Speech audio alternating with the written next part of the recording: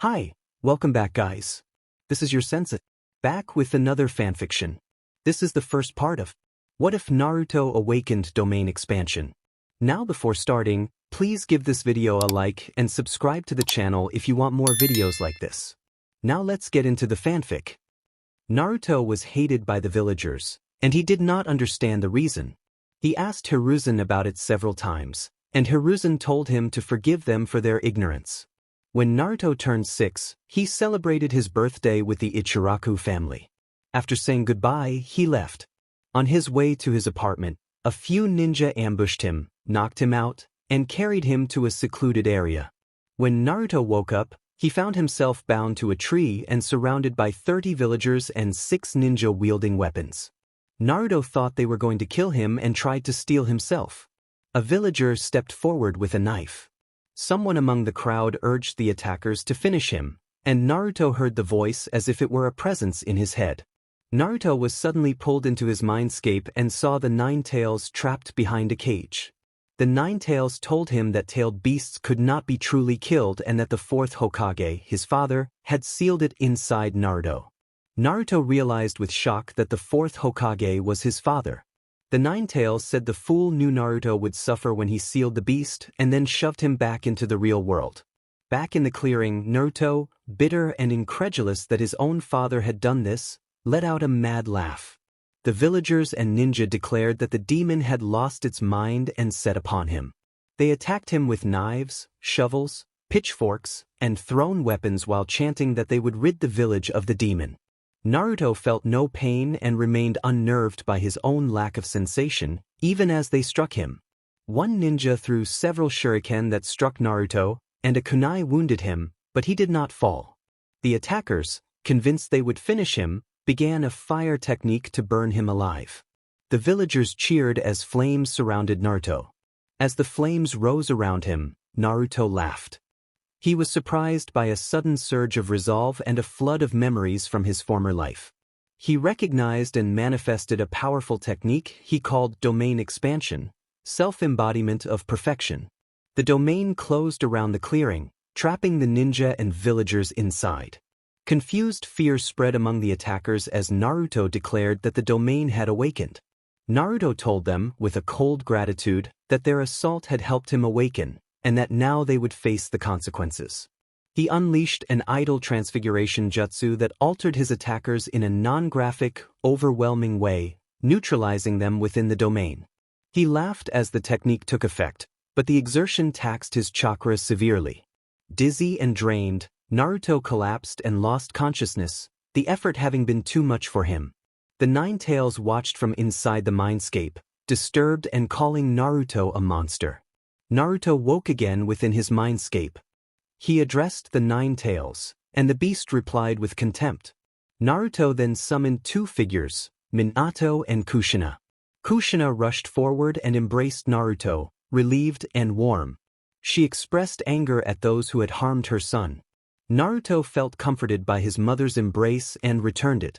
Naruto then turned his anger toward Minato, blaming him for what had happened and accusing him of causing his near death.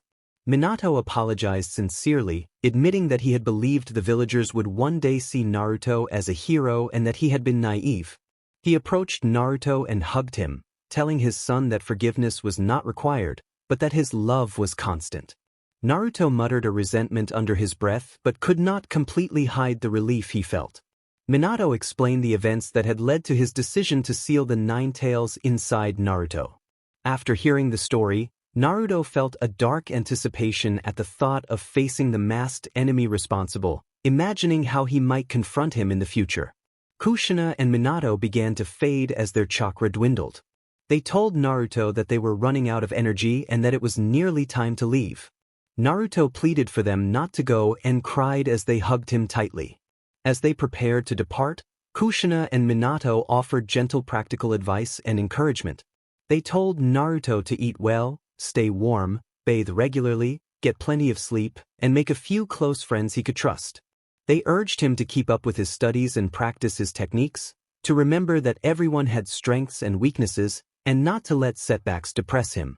They reminded him to respect his teachers and senior students, though respect needed to be mutual.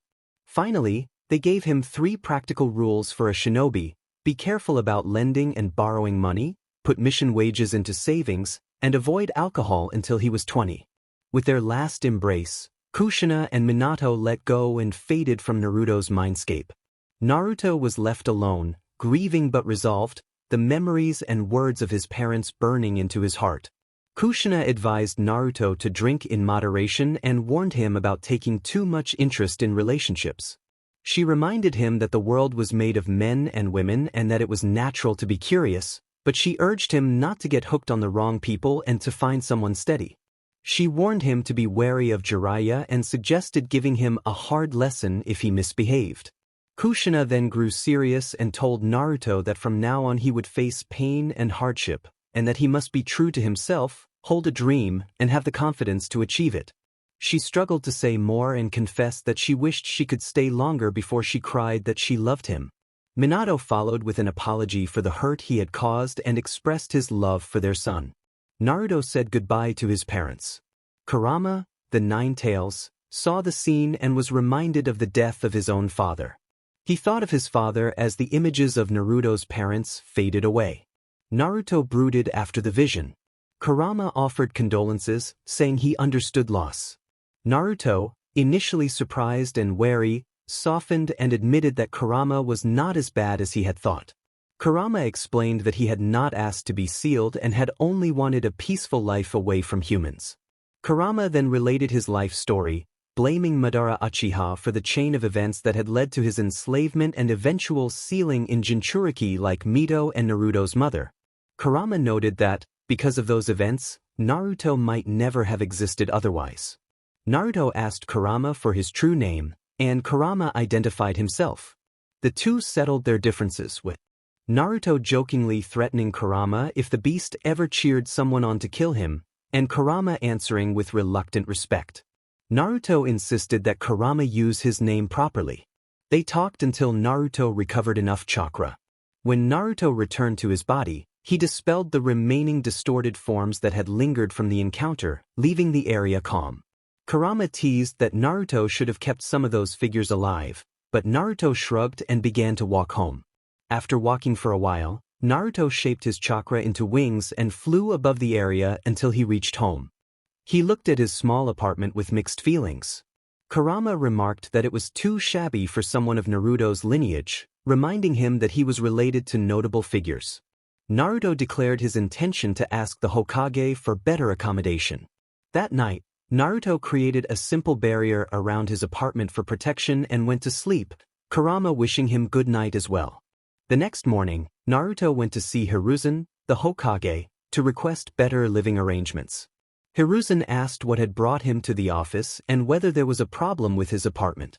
Naruto bluntly called it a dump and insisted that, as someone of distinguished descent, he deserved better. Hiruzen asked how Naruto could claim such lineage. Naruto walked to the wall displaying portraits of past Hokage and pointed to Minato's picture. He explained that before they passed away, his parents had sealed some of their chakra in him so that they could meet him one day. Hiruzen ordered his attendants to step outside and asked Naruto directly whether he knew who his father was. When Naruto confirmed it was Minato, Hiruzen nodded with understanding, then arranged for Naruto to move to the Senju clan compound. Hiruzen helped Naruto pack and move there, and he warned Naruto to keep his parentage a secret because Minato had many enemies who might target him if they learned the truth. Naruto agreed and prepared to enroll in the academy. Naruto settled into the Senju compound and began training. Later, Mikoto Uchiha and her son Sasuke wondered aloud about Naruto. Mikoto explained that Naruto was the son of a friend and expressed hope that Sasuke and Naruto would become friends one day. Curious, Mikoto and Sasuke went to Naruto's apartment but found him not at home. They visited the ramen shop where he sometimes ate, and the owner said he had last seen Naruto the previous night and suggested asking the Hokage. Mikoto and Sasuke went to Hiruzen's office to ask after Naruto. Hiruzen informed them that Naruto had been moved to the Senju clan compound. When Mikoto asked whether anyone had told Naruto about his parents, Hiruzen explained that Naruto had already learned from them that some of their chakra had been sealed within him. Hiruzen cautioned Mikoto to be discreet if she wished to visit Naruto, warning that public knowledge of such a meeting could bring unwanted suspicion on the Uchiha clan. Mikoto acknowledged that she understood. Hiruzen told them to go and placed his hands on them, using a body flicker technique to transport them. They arrived to find Naruto relaxing in the sun. Naruto asked who the newcomers were. Hiruzen introduced Mikoto as a friend of Naruto's mother and Sasuke as Mikoto's son. Naruto greeted them politely. Mikoto noted that Sasuke did not closely resemble his parents but had both of their eyes. Mikoto and Sasuke each returned Naruto's greeting. Hiruzen reminded Mikoto to be discreet. She confirmed and he left. Naruto led them to the house he had chosen. Mikoto asked if Naruto planned to join the academy this year, and Naruto said that he would. Sasuke said he would join the academy too and wanted to become a great ninja like his big brother.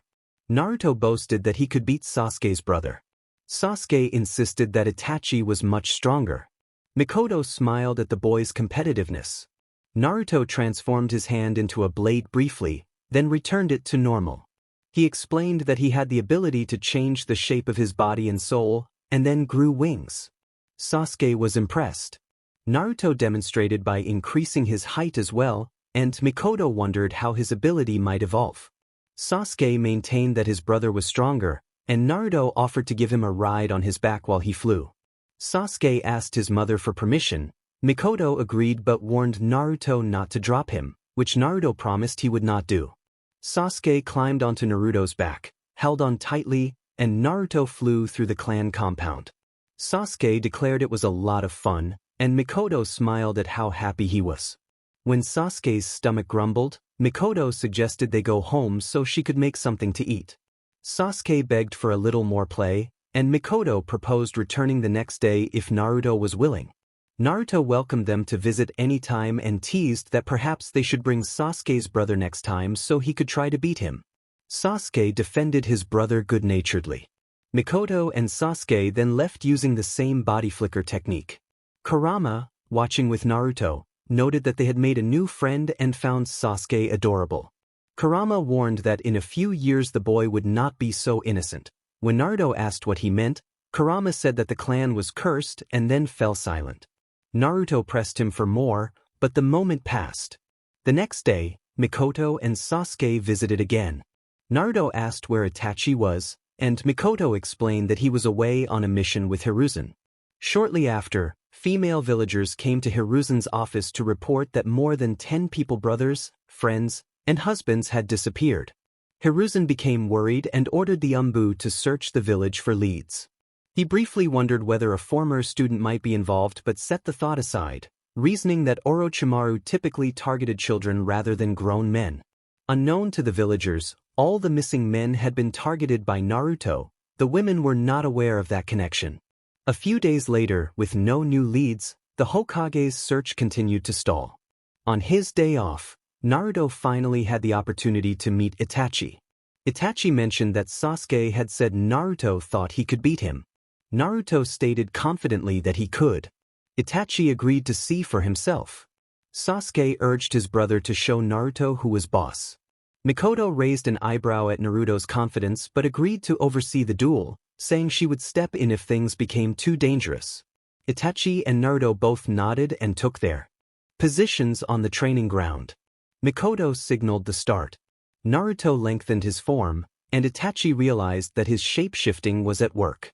Naruto enhanced himself with cursed energy and the two rushed at each other, engaging in a fierce taijutsu exchange that blurred across the training ground.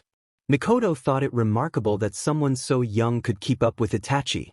During the clash, Naruto landed a strike that caused Itachi to feel an intense internal shock in his arm, forcing him to jump back in surprise. Itachi struggled to understand how Naruto's hit could have caused such an effect. Sasuke called encouragement to his brother as Itachi appeared pained. Unseen by most, Naruto's hands had been surrounded by a purple aura. Itachi formed a one-handed seal and unleashed a fireball, but Naruto disappeared from sight. He had briefly transformed into a fly, slipped behind Itachi, and returned to his normal form. When Naruto touched Itachi, he manipulated Itachi's shape in a way that caused severe internal disruption and left Itachi immobilized and crying out. Mikoto intervened and ordered Naruto to stop. Naruto released his hold and Sasuke rushed to Itachi in concern. Naruto then touched Itachi again and restored his body to normal. Itachi realized that Naruto's ability allowed him to alter an opponent's form through touch. He asked Naruto about the power, and Naruto confirmed it. Mikoto warned that such an ability was dangerous. In private thought, Itachi considered that close-range engagement with Naruto was hazardous and that Naruto had the potential to grow into something far more dangerous, much like his father. He noted, too, that Naruto still had significant room to develop his strength. Sasuke triumphantly told Naruto that he had seen he was stronger than Itachi. Sasuke added that if Itachi had used his Sharingan, he would have won. Naruto reflected that even so, the moment he made contact the outcome was already decided. He felt flattered by their admiration but reminded them that there were people in the world far stronger than him.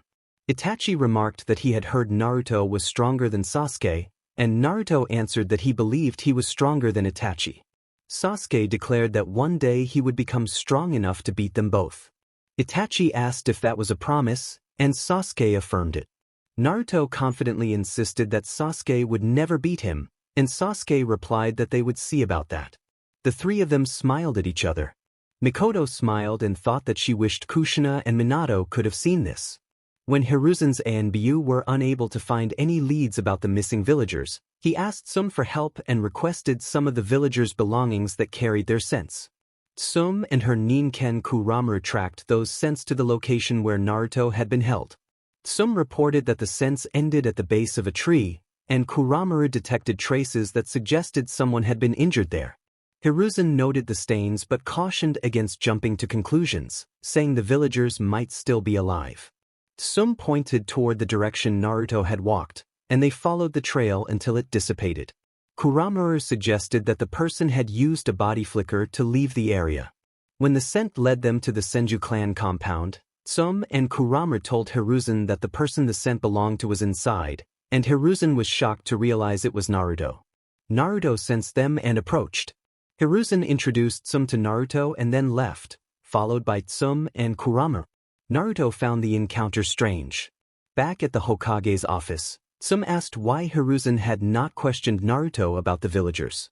Hiruzen said they would learn the villagers' fate soon and ordered an ANBU to fetch Inoichi Yamanaka so he could look through Naruto's memories.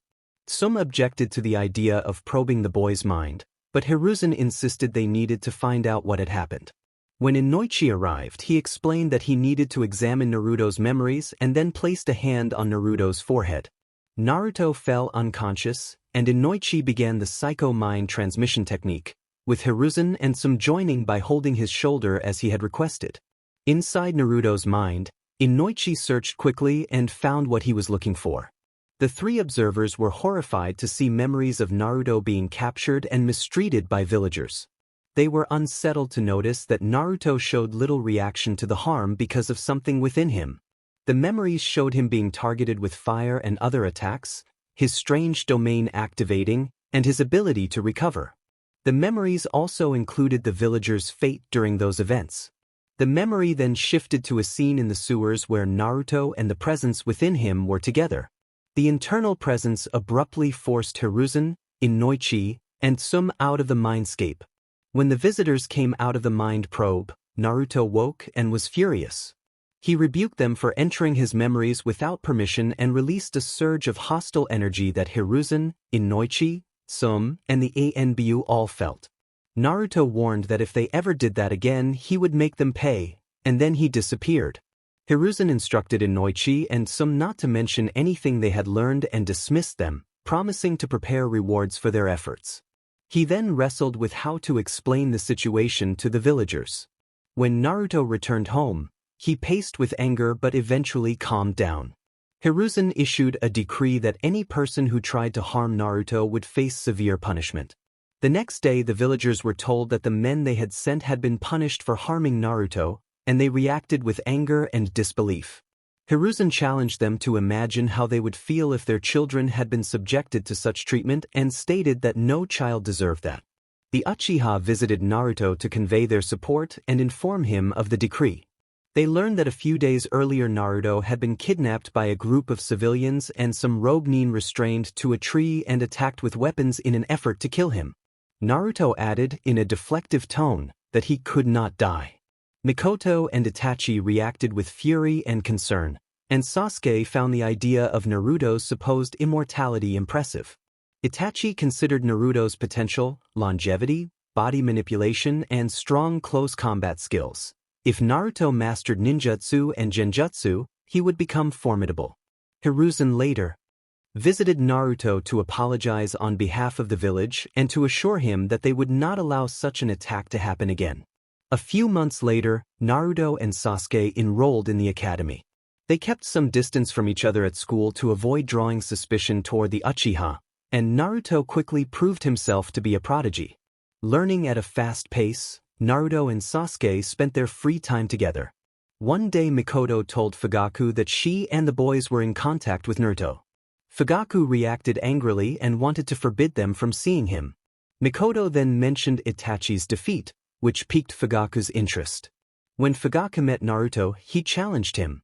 In the fight, Naruto matched Fugaku blow for blow and copied some of his fire jutsu, though they were weaker than Fugaku's. Fugaku was impressed by how quickly Naruto learned. Fugaku tried genjutsu as a last resort, but it proved ineffective as Kurama helped Naruto break free.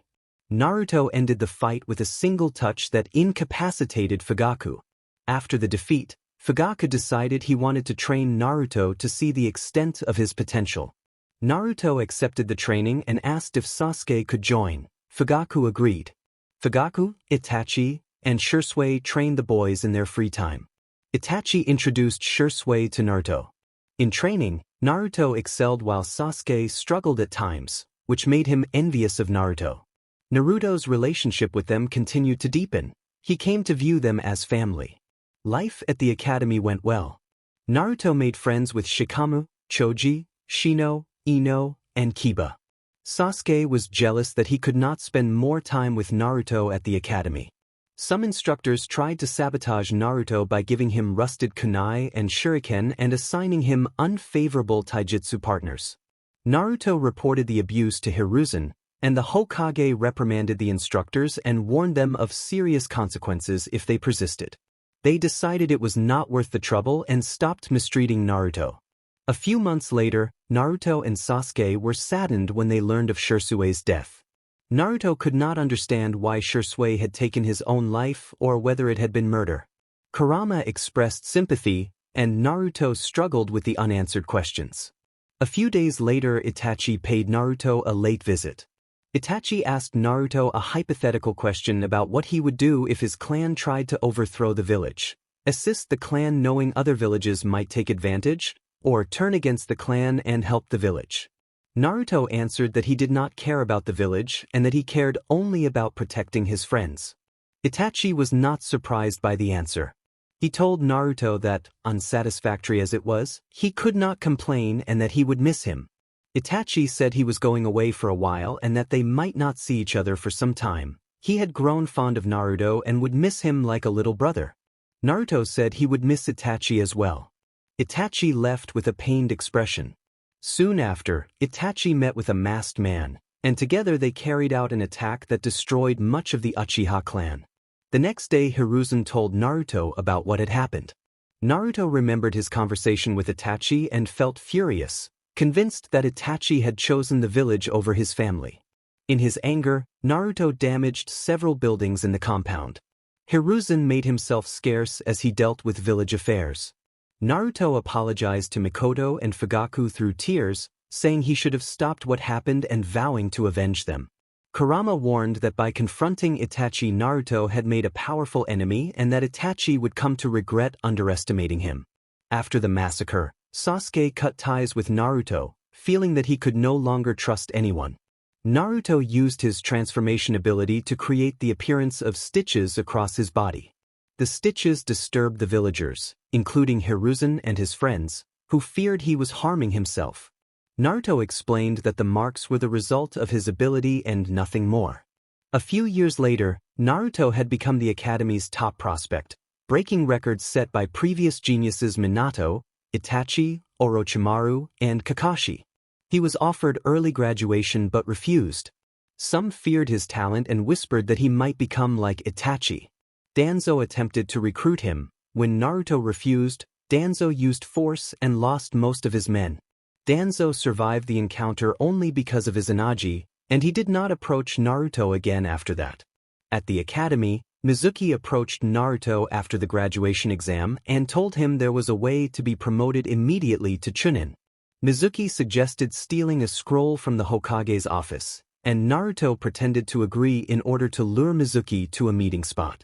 Naruto did not bring the scroll and waited at the agreed location. When Mizuki arrived and demanded the scroll, Naruto revealed that he had never intended to steal it and had instead used the meeting as a trap to confront Mizuki. Mizuki realized he had been tricked and grew angry. He suggested that Naruto should understand why the village hated him, attributing the hatred to the 9 tails sealed inside Naruto. Naruto dismissed the warning and told Mizuki that he did not care about the opinions of those he considered foolish. Mizuki, angry and determined, decided to fight. Mizuki produced a vial, drank its contents, and transformed, claiming the power granted to him by Orochimaru. He charged at Naruto with enhanced speed and strength. The two clashed violently. Naruto was overwhelmed at first and suffered painful injuries, but he kept fighting. Mizuki taunted Naruto and prepared to deliver a final blow, confident of victory. Naruto then produced a second Naruto in the form of a shadow clone, creating an opening. Seizing the moment, Naruto delivered a decisive, non-graphic strike that incapacitated Mizuki and ended the fight. Naruto left the defeated Mizuki behind and went to inform Hokage Hiruzen about Mizuki's betrayal and his connection to Orochimaru. Hiruzen was surprised and concerned about the possibility of spies within the leaf. The next morning at the academy, Irika announced that the students were now real ninjas but still genin, and that the hard part had only just begun. He explained that they would be assigned duties by the village and that 3-person teams would be formed, each led by a Jonin sensei. Sasuke thought teams would only get in his way. Sakura hoped to be with Sasuke and blushed at the thought. Shikamaru found the idea troublesome, and noted that anyone on Naruto's team would be lucky. Ino wished she could be with Naruto. Choji planned to get more snacks. Kiba expected to be the best on his future team, and Hinata quietly hoped to be partnered with Naruto. Irika announced the team assignments, placing Naruto Uzumaki, Sakura Haruno, and Sasuke Uchiha together as team. Other teams were also named, including Kiba Inuzuka, Hinata Hyuga, and Shino Aburame as Team 8, and Choji Akimichi, Shikamaru Nara, and Ino Yamanaka as Team. Irika told them that their Jonin sensei would come for them soon and that they could take a break until then. 3 hours later, all the Jonin except Team 7s had arrived. Sakura and Sasuke were the only ones left in the classroom. Sasuke prepared to leave, annoyed by wasted time, and wondered where Naruto was. Kakashi arrived just then, moving to the desk where Sasuke and Sakura sat. Sakura scolded Kakashi for being late and accused him of keeping them waiting for 3 hours. Kakashi responded with a casual, joking remark that irritated Sasuke, who found the excuse lame. Sakura called for Naruto, and a few minutes later he arrived with a relaxed greeting. Kakashi instructed the team to meet him on the roof of the academy. On the roof, Kakashi explained that he wanted some basic introductions: likes, dislikes, dreams, and hobbies. When Sakura asked for an example, Kakashi gave a dry, non-committal description of himself, saying he had no desire to elaborate on his likes or dislikes and had not given much thought to his dreams, but that he had many hobbies. Sasuke and Sakura reacted with visible exasperation. Sakura introduced herself in a flustered manner and focused much of her attention on Sasuke, blushing as she spoke and revealing that many of her thoughts and hopes were centered on him. Sasuke responded with a cool, indifferent attitude, while Kakashi observed the exchange with a detached air. Kakashi sighed, thinking Sakura would be in trouble if she did not change soon. He asked the students about their dislikes. Sakura named Ino as someone she disliked. Kakashi then turned to Sasuke. Sasuke introduced himself as Sasuke Uchiha, saying he liked training and that his ambition was to kill a certain man and avenge his clan. Sakura admired Sasuke quietly, and Kakashi noted the intensity of his goal. Kakashi then asked Naruto to speak.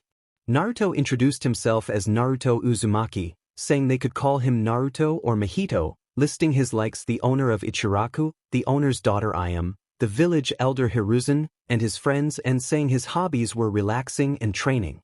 He declared, like Sasuke, that his ambition was to kill Itachi and the masked man. Sasuke glared and claimed he would be the one to kill Itachi. Naruto smiled and replied that if he saw him first then he would beat him to it. Kakashi wondered at the tension between them. Kakashi told them they were each unique and that their duties would begin with a survival training exercise the next day. He explained that of 27 graduates, only 9 would be chosen as genin, the rest would return to the academy.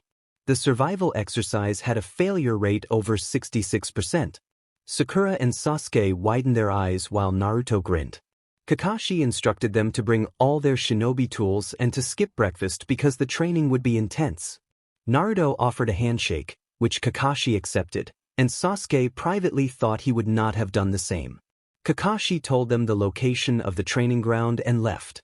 Once home, Kakashi immediately rushed to the bathroom. The next morning Naruto arrived late and Sakura scolded him sharply. Naruto asked whether Kakashi had arrived yet. Sakura said he had not and told Naruto to be quiet.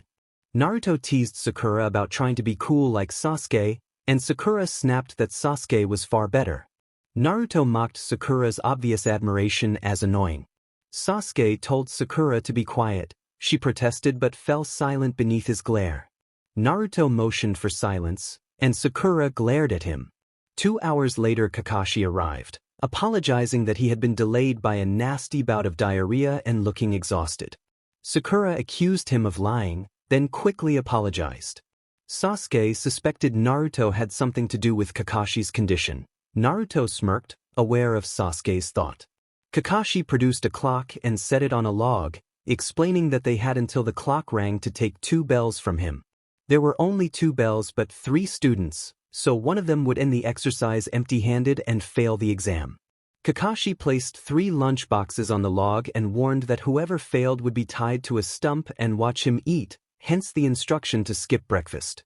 He permitted the use of shuriken, kunai, and other tools and encouraged them to come at him as if their lives depended on it. Sakura protested that Kakashi would be in danger, but Naruto reassured her that Kakashi was a jonin and would be fine. They agreed to begin and quickly slipped into the trees to prepare.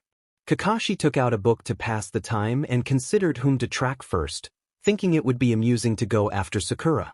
Suddenly a cry called out for Sakura. She turned and saw what appeared to be Sasuke struck by several kunai, collapsing and calling for help. Sakura screamed and fainted. Kakashi inwardly noted that the prank had worked. Kakashi relaxed with his book until he was suddenly struck by a kunai. Sasuke had launched a coordinated attack. Kakashi used a substitution technique to evade the initial strike. Sasuke reacted quickly and hurled more kunai, which Kakashi dodged. Sasuke activated his Sharingan and pressed the assault, moving in a blur with shadow clone style afterimages. Kakashi observed that Sasuke was still refining the technique but was already dangerous. Kakashi asked when Sasuke had awakened his Sharingan. Sasuke answered that it had happened when Itachi had slaughtered their clan. Sasuke formed hand signs and unleashed a stream of fire-style attacks. Kakashi appeared to be hit and fell, but then used an earth-based release to create a wooden decoy and evade the strike. Sasuke acknowledged his own success, but Kakashi rose again and noted that Sasuke had not seen everything yet. Sasuke then used a clone explosion tactic, producing a sudden, powerful burst that sent Kakashi flying through the clearing. Dust and debris filled the air before Kakashi regained his footing. Sasuke wondered aloud how Kakashi had anticipated a forbidden technique and began forming new hand signs for a follow-up attack. Before Sasuke could finish his hand signs, the action broke off. A flock of birds appeared and surrounded Kakashi, pecking at him. Kakashi ordered them to scram, and after a few seconds they flew off. Sasuke noticed the bells were gone and thought of Naruto. Sasuke told Kakashi he would look for Naruto and left. Kakashi muttered that the day escaped before Naruto appeared and touched him, causing Kakashi to lose consciousness. A few minutes later, while running around the training ground, Sasuke suddenly felt a hand on his back and turned to see Naruto. Naruto told Sasuke to have a nice rest, calling him little brother. Sasuke called Naruto's name before he, too, went unconscious. Naruto used a technique to form his hand into a shovel and dug a hole. Sakura finally woke from her nightmare and ran to search for Sasuke. She found him buried up to his shoulders with only his head showing. Believing he was dead, Sakura fainted. Naruto laughed quietly to himself, thinking the test had been entertaining. An hour later, the alarm rang across the training ground and everyone woke. Sasuke told Sakura to dig him out, and they all gathered around. Kakashi observed that since none of them had the bells, they had technically failed. Sasuke noted the bells they had were fake. Kakashi watched as the bells on his waist turned into rocks and realized Naruto must have taken the bells after knocking him out. Naruto tossed the bells back to the group. Kakashi and the others wondered what he was doing. Naruto said it did not matter to him. He had passed whether or not he kept the bells. Sasuke refused to accept a bell he had not earned and demanded Naruto take them back. Sakura agreed that she could not accept something she had not worked for and urged Naruto to keep them. Naruto insisted they keep the bells and put his arm around Sasuke, calling him little brother. Kakashi and Sakura noticed the gesture. Sasuke pushed Naruto away and protested that he was older than him. Naruto pouted and said he missed the Sasuke who used to cling to him. Sasuke thought sadly that they could not return to how things had been. Kakashi considered that Naruto's closeness to the Uchiha clan might explain his resentment toward Itachi. Sakura reflected that Naruto and Sasuke's relationship could be the reason for recent tensions and that Kakashi would need to treat Naruto carefully to help the team bond. Kakashi resolved that although they had not worked together well, they could improve in the future. Kakashi announced that he had decided. For a moment he declared they had all failed, then revealed he had been joking and that they had passed. Sakura and Sasuke reacted with surprise. Kakashi explained that the test was meant to see whether they could function as a team, while they had not shown it in combat. The way they handled the bells had been telling. He reminded them that those who break the rules are called trash, but those who abandon their comrades are worse than trash. He welcomed Team 7 and said he looked forward to working with them, then warned Naruto to be careful and not to cause trouble for his teammates. Naruto smirked at them. Sasuke muttered an expletive under his breath. Naruto used a transformation technique to take the form of a bird and flew away, prompting Sasuke to call after him angrily. Later, all the Jonin teachers except Kakashi gathered in the Hokage's office to report whether their teams had passed. After they left, Hiruzen reviewed the paperwork. The next day Hiruzen asked Kakashi how Team 7 had done. Kakashi admitted his frustration with Naruto. Hiruzen asked whether the issue had been Naruto or Sasuke. Kakashi half-jokingly complained about the trouble Naruto had caused. Hiruzen warned that Naruto's ability could be dangerous. With a single touch, Naruto could manipulate others' bodies and potentially cause severe harm. Kakashi paled at the revelation. When Hiruzen asked if the team had passed, Kakashi confirmed they had. He explained that Naruto had taken the bells and offered them to Sasuke and Sakura, but they had refused them because they had not earned them. Hiruzen commented that it was a shame Naruto and Sasuke had not worked together. Kakashi took his leave, and Hiruzen returned to his paperwork. 1 month later, after a series of uneventful D-rank missions, Team 7 had grown fed up. In the Hokage's office, Hiruzen listed their next duties: babysitting an elder's grandchild, shopping in a neighboring village, and helping with a potato dig. Naruto demanded better missions and said he had had enough of chores. Sasuke agreed. Kakashi sighed. Irika reminded them that everyone started with simple duties and worked their way up. Sakura argued that chores would not help them develop their techniques and they would not become stronger if the assignments continued. Sasuke agreed with her.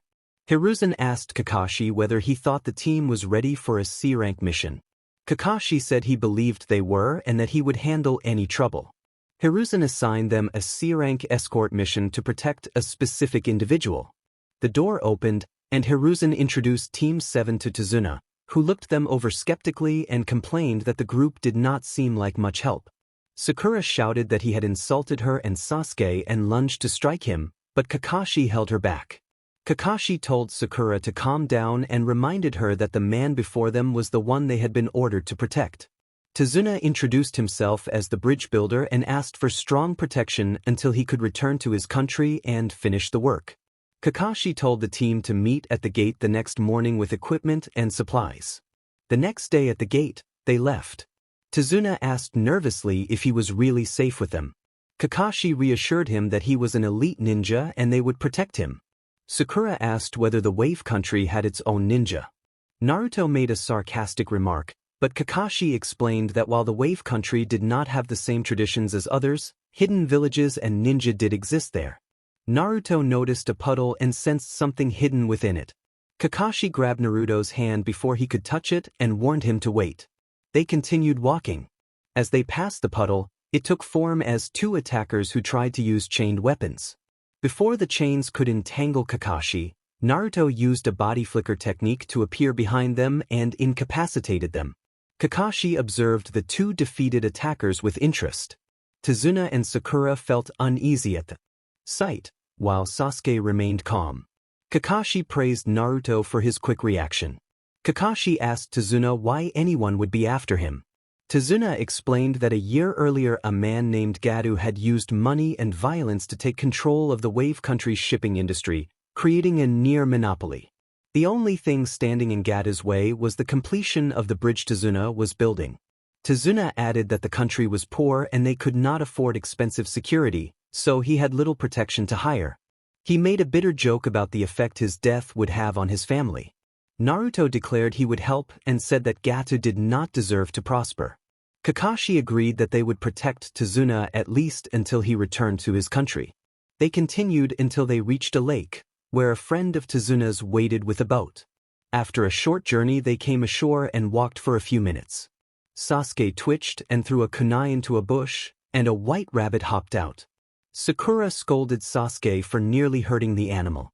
Kakashi realized the rabbit had likely been a diversion using a substitution technique and warned everyone to be ready. He shouted for them all to duck. A huge sword suddenly flew toward them. Kakashi pushed Sakura down out of the way, and Sasuke shielded Tazuna. The blade struck Naruto with lethal force, and Naruto fell motionless. Everyone except Sasuke was horrified by the apparent loss. The attacker mocked Kakashi as a copycat ninja and paid no attention to Naruto's body. Sakura and Sasuke stared at the newcomer, wondering who he could be.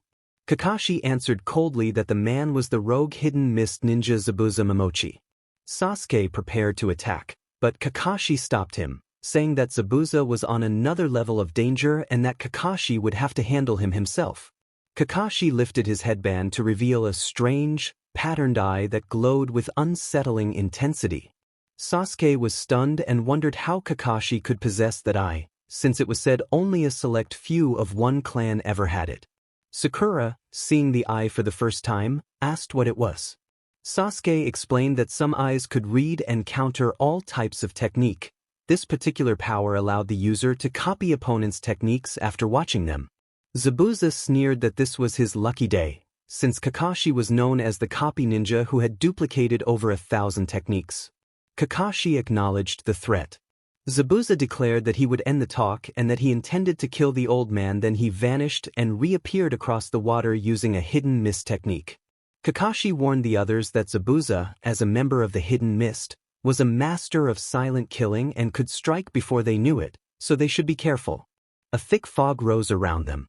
Zabuza's voice echoed from the mist with a chilling taunt about the many vital points he could strike, releasing a cold, deadly intent. Kakashi responded by preparing a technique of his own and releasing a powerful, intimidating presence. Sasuke, Sakura, and Tazuna flinched at the sudden shift in the atmosphere as the confrontation began. Naruto remained unfazed and thought about how much he looked forward to surprising them. Sasuke noted the overwhelming killing intent with a mixture of alarm and admiration. Sakura panicked, convinced they were about to die. The hostile intent unnerved her.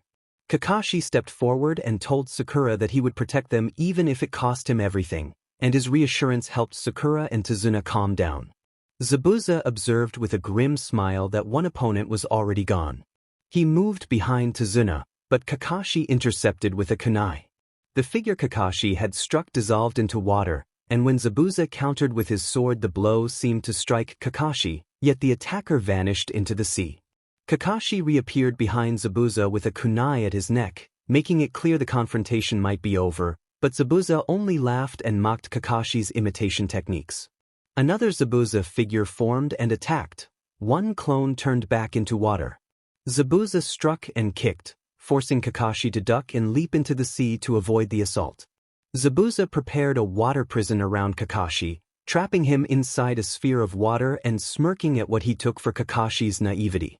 He then created a water clone and taunted the young genin, dismissing their claims to being true ninjas and lecturing on the brutal graduation customs of the Hidden Mist, also called the Blood Mist Village. He explained that, in the past, the exam had become a fight to the death, where even friends had been forced to turn on each other. Sakura, Sasuke, and Tazuna reacted with shock and horror to his account. As Zabuza continued, Naruto reflected bitterly on the cruelty of humans but refused to let it deter him. Suddenly, Naruto announced his name and demanded to be registered in Zabuza's handbook. The others were stunned to see him alive where his corpse had once been. Kakashi could only wonder how Naruto had returned. Zabuza, equally surprised at his survival, decided he would simply kill him again. Zabuza began to reminisce about his bloody past and boasted about the hands that had been stained with blood when he had been younger. The tale only deepened the group's sense of dread. Zabuza then switched places with a clone and prepared to strike again. Sasuke stepped back. Naruto began to transform. He grew larger and scales rippled across his skin until he resembled a dragon. His roar echoed, and everyone reacted with shock. Sasuke with jealousy, Sakura and Tazuna with awe, and Kakashi with quiet appraisal. Zabuza checked his perception to be sure it was not an illusion. He had seen the scales form. He realized the upcoming fight would be difficult. Zabuza formed hand signs to unleash a massive water attack, the water style, giant vortex. Naruto responded by exhaling hot flames that vaporized the incoming water, leaving Zabuza stunned. Zabuza tried again, shaping 3 massive water dragons and sending them forward. The dragons collided with Naruto, but his scaled hide took the impact without harm. Zabuza then attempted to cut him with the executioner's blade, but Naruto's scales were too tough to slice. Frustration crept into Zabuza's voice as his techniques failed to affect Naruto. Naruto then extended spikes along his tail and spun, slashing at Zabuza with a sweeping tail strike that sent the ninja flying. Zabuza's companion grew increasingly worried. Naruto turned his attention to the water clone that still held Kakashi captive. The clone sweated under Naruto's approach, unable to act. Naruto used his claws to destroy the clone, and when it dissipated, the water prison collapsed and Kakashi was freed. Kakashi thanked Naruto for the rescue, and Naruto dismissed the gratitude with a simple acknowledgement. Determined to finish the confrontation, Naruto focused on where Zabuza had been thrown and instructed Kakashi to step back. Kakashi obeyed. Naruto unleashed a massive fireball that carved a destructive path through the surrounding water and terrain. Haku, seeing the incoming inferno, panicked and hurried to rescue the unconscious Zabuza. Before the fireball could reach them, she vanished with him to avoid the blast. Team 7 and Tazuna stood in stunned silence at the scale of the devastation caused by Naruto's attack. Kakashi wondered how strong Naruto truly was. A distant observer, a plant-like figure, noted that the Nine-Tails host was certainly interesting. Its darker counterpart agreed that he would make a fine addition to the Dawn organization and observed that Haiden would find him intriguing because of their shared immortality. The darker voice then remarked that Naruto Uzumaki appeared to be one of their mother's descendants. To be continued. The black half wondered how he would fare against her. The plant-like presence vanished. After the fight, villagers asked how Naruto was still alive. Naruto told them he was immortal, and the revelation shocked those who heard it. Naruto suggested they continue escorting Tazuna. They made their way to Tazuna's house, where they met Tazuna's daughter Tsunami and his grandson Eri. Tsunami welcomed her father and asked who the newcomers were. Tazuna explained that they were Leaf Ninja he had hired to protect him while he built the bridge. Tsunami thanked them for protecting her father. Kakashi introduced himself and his students Naruto, Sasuke, and Sakura. Inari appeared, hugged his grandfather, and asked about Team 7. Tazuna greeted Inari warmly and repeated that the group were the ninja he had hired. Inari warned his grandfather to give up building the bridge because Gato would kill him if he continued. Tazuna insisted the bridge was necessary for their freedom from Gato's rule. Inari called him an idiot and ran away. The next morning, Team 7 and Tazuna's family ate breakfast together. Sasuke asked Kakashi about the Sharingan. Kakashi explained that the eye was a gift from his fallen comrade Obito Uchiha and that he did not know if Zabuza had survived the previous attack. Because of that uncertainty, Kakashi told his students he would train them further. Sakura protested, questioning what a little training could do against an enemy Kakashi had struggled with even while using the Sharingan. Kakashi told them not to worry, reminding them they had Naruto. Sakura chuckled as she recalled Naruto's one-sided confrontation with Zabuza. Naruto left the dining area and found Inari staring at a photograph, crying over his father. Naruto understood and suspected that Gato had murdered Inari's father. After breakfast, Kakashi took his students outside to begin training. He asked whether they knew what chakra was and then explained that chakra is the energy a shinobi uses to perform jutsu. Kakashi described chakra as having two parts, the physical energy present in the cells of the body and the spiritual energy gained through training and experience. He said these parts combine, and by bringing out and releasing chakra, a ninja can perform jutsu. That process involves forming seals with the hands and directing chakra appropriately. Kakashi observed that although they could already use jutsu, they were not using chakra properly. He explained that releasing chakra means bringing out both physical and spiritual energy and mixing them within the body. If chakra is not controlled properly, a jutsu will be weakened or fail, and wasting energy will shorten a ninja's ability to fight. Controlling chakra precisely is difficult even for skilled ninja, and doing so while moving in battle requires stamina and exactness. Kakashi announced they would learn control through tough training, specifically tree climbing practice without using the hands.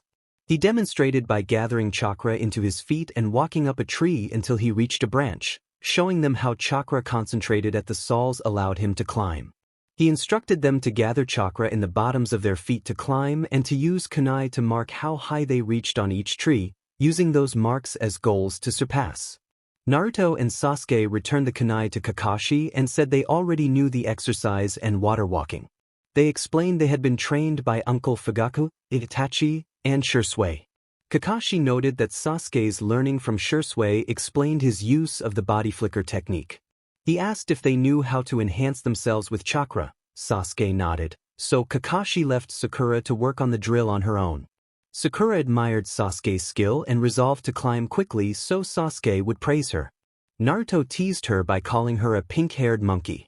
Kakashi chided Naruto for making fun of his teammate. Naruto replied that he would stop teasing once she became more useful. Naruto and Sasuke headed inside while Sakura prepared to train hard. Elsewhere, Haku was tending to Zabuza's wounds. Gato taunted them, mocking that the once feared ninja of the hidden mist had been defeated and limped back like a has-been. Haku turned to face Gato as his men began to draw their swords. Haku warned them not to draw their weapons, and Gato told his men to wait and listen. Gato approached Zabuza, attempting to touch him.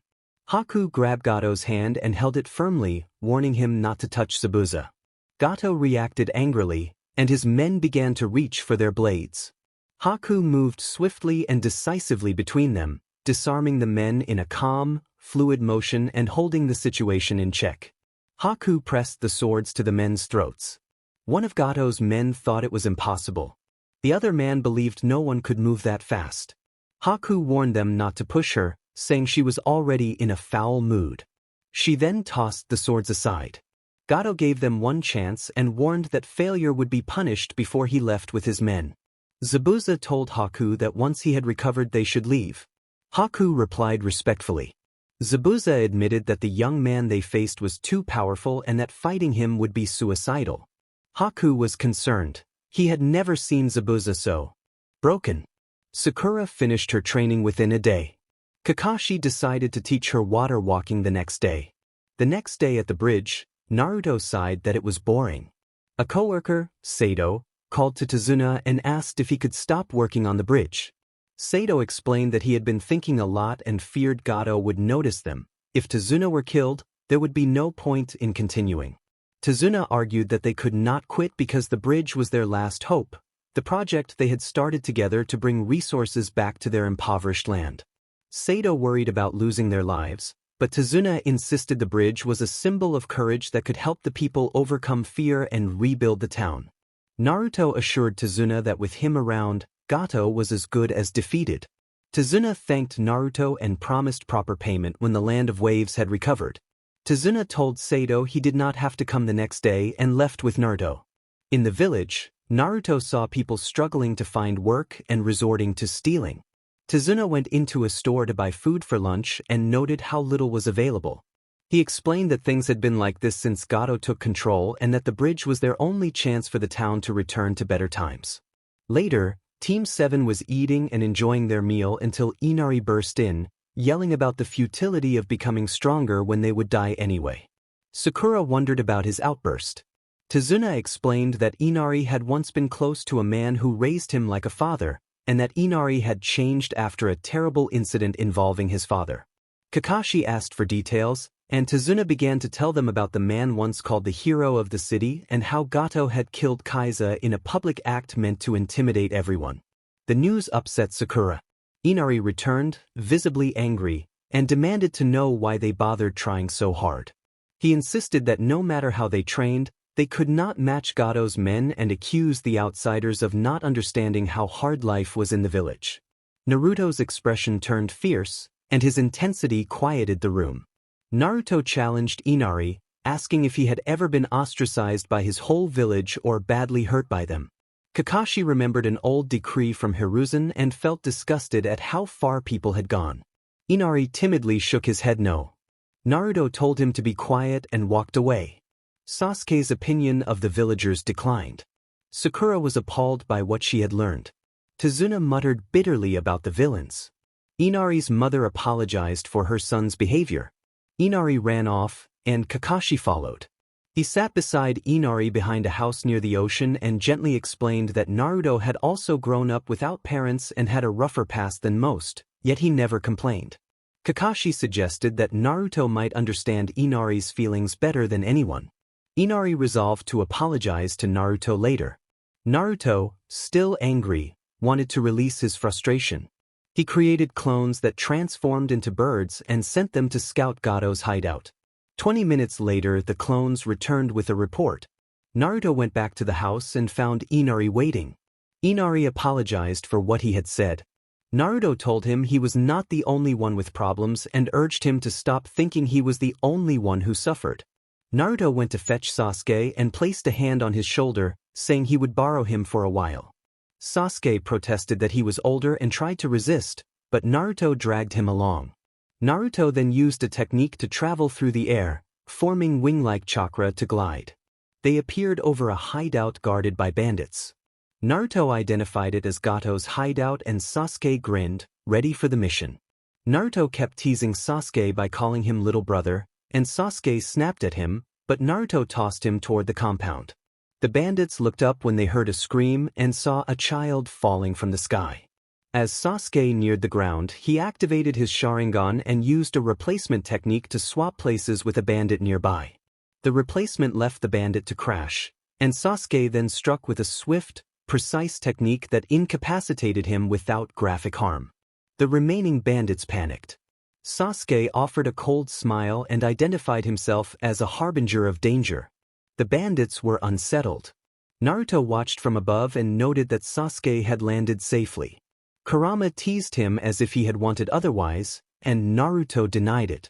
Naruto declared that the boy was his dear younger brother. Kurama asked whether Naruto was going to help. Naruto said not now, as he focused on Sasuke. The bandits gathered their courage and attacked Sasuke. Their boldness was not enough. Sasuke quickly subdued the 50 attackers outside the base, leaving himself bored and unimpressed. He surveyed the few bandits he had spared and demanded to know whether that was all the manpower they had. One of them admitted there were at least 200 more. Sasuke responded with a cold glare and ordered them to fetch the rest immediately. The surviving bandits ran back to the base to inform the others and their boss, Gato. Gato, furious and humiliated, yelled that the brats had handed him his defeat and demanded that the rest handle the situation. He wondered aloud if the attacker might be one of the youths who had fought Zabuza. When the bandits emerged from the base, Sasuke was stretching and made it clear he had been waiting. Kurama asked Naruto whether he would let Sasuke fight them all alone. Naruto said he would not and admitted he wanted to score a few kills himself. As the bandits approached, Sasuke's crimson eyes sent chills through their ranks. He took a step forward and the bandits drew their blades. Sasuke moved again and dashed toward them, and the bandits charged at the same moment. Before anyone could land a blow, Naruto activated a commanding technique he called his domain expansion, self-embodiment of perfection. The area filled with shadowy forms that spread over the attackers and left the bandits and Sasuke startled. Naruto moved with a cold, assessing stare, as if counting the trapped souls within his domain. He accused Gato silently of capturing people as slaves, and Gato panicked at the sight. Sasuke looked up to the sky, wondering if this was one of Naruto's abilities, and Naruto immediately appeared beside him. To answer Sasuke's question, Naruto used his power to change the bandits' forms into eerie, twisted versions of themselves, leaving them incapacitated and clearly altered in a supernatural way rather than injured. Sasuke watched in shock and jealousy at the extent of Naruto's ability. Suddenly, Sasuke found himself smaller.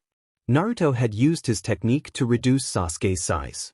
Naruto scooped him up and, smiling, called him adorable. Sasuke demanded to be returned to normal. Naruto teased that Sasuke would have to ask nicely. Sasuke protested angrily, telling Naruto off, but Naruto laughed and noted that Sasuke still looked adorable when angry, leaning in for a playful head bump. Sasuke finally grudgingly asked Naruto, now addressing him as his older brother, to restore him to his regular size. Naruto initially refused but then relented, promising to turn him back later after they dealt with Gato. Naruto created 2 clones and instructed them to gather the altered bandits. The clones entered the base, freed the captive women and children, and brought them out toward Gato. Gato lay on the ground, unable to stand because of a severe leg injury inflicted during the fight. Naruto taunted him, explaining that his men had been defeated by the brats. Gato begged for his life, offering money and other things in exchange for mercy. Naruto asked whether Gato could bring the dead back, and when Gato admitted that was impossible, Naruto made it clear he would make the man pay for the harm he had done to the Land of Waves. Naruto then seized both Sasuke and Gato and used a swift body flicker to teleport them to Tazuna's house. At Tazuna's home, Naruto mimicked Gato's voice and shouted that he had come to kill, waking the family and startling everyone. Tazuna, Kakashi, and Sakura rushed outside, alarmed by the commotion. Naruto apologized for the abrupt wake-up and presented Gato as a captive, throwing him toward Tazuna. Tazuna stared at Gato in disbelief and anger, and Kakashi connected the situation to Naruto's earlier actions. Sakura expressed gratitude to Naruto for saving them, and Naruto accepted the thanks with a modest smile. Tazuna grabbed Gato by the collar and began to strike him repeatedly in a fit of rage. Naruto stopped Tazuna before he could escalate the violence and reminded him that Gato needed to be kept alive so he could face justice for his crimes. Reluctantly, Tazuna stepped back and allowed Naruto to keep watch over Gato. Kakashi, Sakura, and the others were told to rest for the night, and Kakashi said goodnight before walking away. Gato cursed silently at being stuck in the place he had once terrorized. Tazuna glared at him before returning inside his house. Just as Sasuke and Sakura were about to go back inside, Naruto gave Sasuke a firm slap on the back. Sasuke glared, irritated by the rough welcome, while Sakura noted that Sasuke had returned to his usual self. Naruto smiled and accepted a sarcastic acknowledgement from Sasuke before the two went into the house. After they were inside, Inari emerged and froze when he saw Gato. Memories of his father's execution flooded him, and his gaze filled with hatred. Naruto, noticing Inari's turmoil, offered the boy a transformed puppet turned into a sword and asked whether he wanted to take revenge. Inari's hands trembled as he considered the weapon. Gato, seeing the boy's hesitation, sneered and tried to provoke him, convinced Inari was too weak. Voices of anger pushed at Inari's thoughts, urging him to strike, but Inari could not go through with it. He threw the sword down and declared that he loved his father and would not dishonor his memory by seeking vengeance. He said that his father would not want him to pursue revenge. Naruto registered his disappointment but respected the boy's choice. Naruto told Inari to go inside and called him an eyesore. Inari wiped his tears before going in and saw that Tsunami was waiting for him. Tsunami told Inari she was proud of him. Inari called out to his mother and hugged her. Naruto smiled as he watched them. Naruto thought that Inari should cherish every moment with the people he loved, because he never knew when it might be the last time he saw them. They went inside. Naruto picked up the sword and decided to form a barrier around himself and Gato. He lay down on the ground with his back turned to Gato. Naruto joked that Gato should not try to crawl away. Gato asked if there was a way to persuade him. Naruto played along and told Gato to give him all his money, claiming he would let him go after it was handed over. Believing Naruto had finally changed his mind, Gato told Naruto where most of his money could be found, thinking he would save some for himself. After Gato spoke, Naruto revealed he had been joking. Gato glared at him. Naruto apologized for the trick and offered to make it up to him by placing the sword in Gato's hand. Naruto stood in front of him with open arms, inviting Gato to act. Gato took the blade and attacked violently, repeatedly striking Naruto and leaving him appearing gravely wounded. Gato laughed and pressed his advantage, believing he had the upper hand. Naruto suddenly placed his hand on Gato, and to Gato's surprise he felt his own wound begin to mend. Gato realized Naruto had healed him. Gato pushed the sword deeper and then pulled it out, and Naruto collapsed backward, seemingly near death. Gato believed it was the end and pressed his attacks, delivering what he thought were killing blows. Naruto spoke briefly about wishing he could have spent more time with his brother before falling silent. Gato thought the boy must be finished and acted with finality, leaving Naruto for dead and walking away. The barrier prevented Gato from escaping. Inside the barrier, Naruto spoke again, and Gato watched in disbelief as Naruto recovered and stood, fully healed. Naruto already had a sword in hand and prepared to strike back. Gato fell back in fear as Naruto moved to disable him. In a swift exchange that avoided graphic detail, Naruto incapacitated Gato completely, leaving him unable to continue fighting. The next day, everyone woke and went outside. They saw Naruto standing alone. Tazuna asked where Gato was. Naruto replied that Gato was with the boss. Sasuke identified the figure as a clone. The clone instructed them to follow him and guided them into town, where a crowd had gathered. A bystander explained that some kid had caught Gato and that an execution would take place soon. The group pushed through the crowd and found Gato restrained and displayed on a wooden structure as punishment, his hands bound. Naruto acknowledged the crowd and announced that the execution should commence, asking if they should burn him. The villagers shouted agreement. Naruto asked his younger brother to do the honors. Sasuke formed hand signs and unleashed a fire technique that engulfed the area. Gato screamed in pain as the technique struck him. Sakura closed her eyes and thought about why Naruto and Sasuke had acted this way. The children became sick at the sight, while many adults cheered. Tsunami tried to close Inari's eyes, but Inari pushed her hands aside, insisting he had to see it through. After a few more moments, the attack ended and Gato was declared dead. Naruto then asked if there were any volunteers to help Tazuna with the bridge. Most of the men volunteered. Team 7, Tazuna, and others went to the bridge site, and Team 7 watched over the builders as work continued. Sakura confronted Naruto and Sasuke, asking why they were so cruel and whether they felt any guilt. Sasuke reminded Sakura that Zabuza had killed a friend and shown no remorse, saying that enemies would feel nothing when they were gone. Kakashi advised Sakura that if she could not handle the pressure of being a shinobi, she should consider quitting, because things would only get harder from that point on. A week later, Sakura had thought over what Sasuke and Kakashi had told her and resolved that she would get stronger to protect her comrades, though she still could not bring herself to take another life. Naruto gave Tazuna Gato's money so that Tazuna could rebuild the Land of Waves. The bridge was finished and Team 7 prepared to head back to the Leaf Village. Inari thanked Naruto for everything. A Naruto clone told Inari to look after his grandfather and his mother and not to cause trouble for them. Inari promised he would not. Tazuna invited them to visit again, and Kakashi replied that maybe they would return sometime in the future. As they were leaving, the villagers began to ask about the name of the bridge.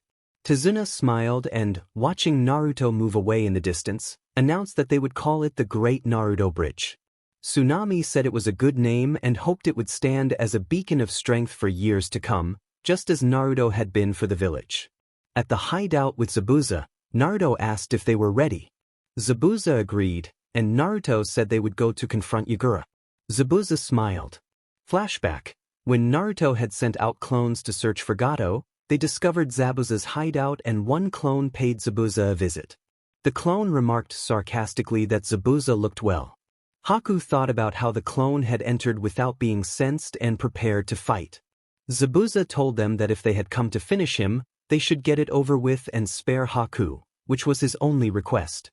Seeing that Zabuza lacked the will to fight, Naruto called the situation boring and began to walk away. Zabuza asked if Naruto was really going to spare them, arguing that killing a man who had already given up was not fun. Zabuza suggested a different challenge. He wanted Naruto to fight Yagura, the Mizukage and Jinchuriki of the Three Tails. Naruto listened as Zabuza described Yagura's rise and fall, saying Yagura had once been beloved but later became ruthless and tyrannical. Naruto asked if Zabuza knew what caused such a drastic change. Zabuza said some speculated that Yagura was being controlled, though he did not know if it was true. Naruto immediately thought that it could not be. Naruto thought it must be him, the masked man. He decided then to go to the hidden mist. Zabuza thought it would be an interesting battle, dragon versus tailed beast. Back to the present, Itachi wondered why they were going to the hidden mist. Kisame said he had a feeling something interesting was about to happen. Itachi also wondered how Sasuke and Naruto were doing. Naruto smiled to himself and thought the hidden mist would soon learn that a new force had arrived to unsettle it. The coast was heavy with fog. The sun was absent and the air was thick with moisture, as if rain could start at any moment. The small fishing village where Naruto and the others arrived served as the stronghold of the resistance. Their war against the Fourth Mizukage depended on holding territory. The Land of Water was a chain of islands centered on Kirigakure, which was currently ruled by the tyrant Yagura. Yagura preyed on the weak and extorted the populace. Opponents were executed or branded as traitors. The other nations refused to interfere, letting the mist tear itself apart. Naruto took in the sad sights as he raced through the village. The shopping district lay on cobblestone streets, and the people's faces reflected exhaustion and fear. This gave Naruto another reason to stop Yagura. When Naruto and his companions reached the hideout, Naruto reached for the wooden door but was stopped by a burly man with long black hair who demanded they state their business and noted that they had no jurisdiction here. Zabuza stepped forward to introduce himself, and the man, Daiki, recognized Zabuza with deference. Daiki opened the door and led them into the hut, which at first glance seemed to fit only 2 people. Underneath, the hut concealed a much larger hideout. An underground tunnel, likely carved by an Earth-style user, opened into a spacious chamber where people moved like a hive of workers. Naruto compared the bustle to a beehive and figured the woman with long auburn hair seated at the large table in the center was the leader. Naruto approached Zabuza and Haku. The woman observed them with an assessing gaze and asked if the newcomers were Zabuza's students. Haku identified himself as loyal to Zabuza. Zabuza explained that Naruto would be the one to shift the balance against Yagura. The woman expressed doubt, noting the boy did not look formidable, and pretended to be disappointed in Zabuza. Naruto stated that, whether she wanted his help or not, he intended to stop Yagura. The woman asked why a child would want to confront a Kage-level Jinchuriki. Naruto replied that he wanted to have fun, smiling as he spoke. The woman reacted with disbelief and asked if he was serious about risking his life just for that reason. Naruto nodded. Zabuza affirmed his confidence in the boy despite his eccentricities. The woman, Turumi Mei, explained the task she had in mind. Black Harbor was a loyalist-controlled prison housing many of their people. Her top general had gone in to find information on the locations of Yagura's weapons manufacturing sites. She had planned to send 3 teams, but if Zabuza's claims about Naruto were true, she might only need him. Zabuza supported the plan and warned Mei not to underestimate Naruto.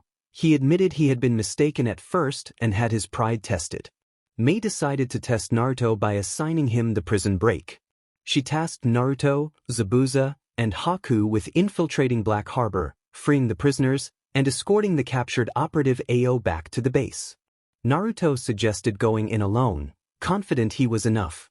Haku offered to accompany him, but Naruto declined, promising he would be fine. Mei hesitated over sending a single child without backup, but ultimately agreed on the condition that accountability would fall on Zabuza and the others if her people were harmed. Naruto understood why the prison was called Black Harbor. Its walls were composed of a dark material said to resist high-level ninjutsu, and that material made the facility difficult to breach. Naruto's mission was to break the walls, storm the prison, free the prisoners, and extract Ao. He chose to send a message to the Mizukage rather than sneak through. Naruto inspected the structure and decided to use brute force.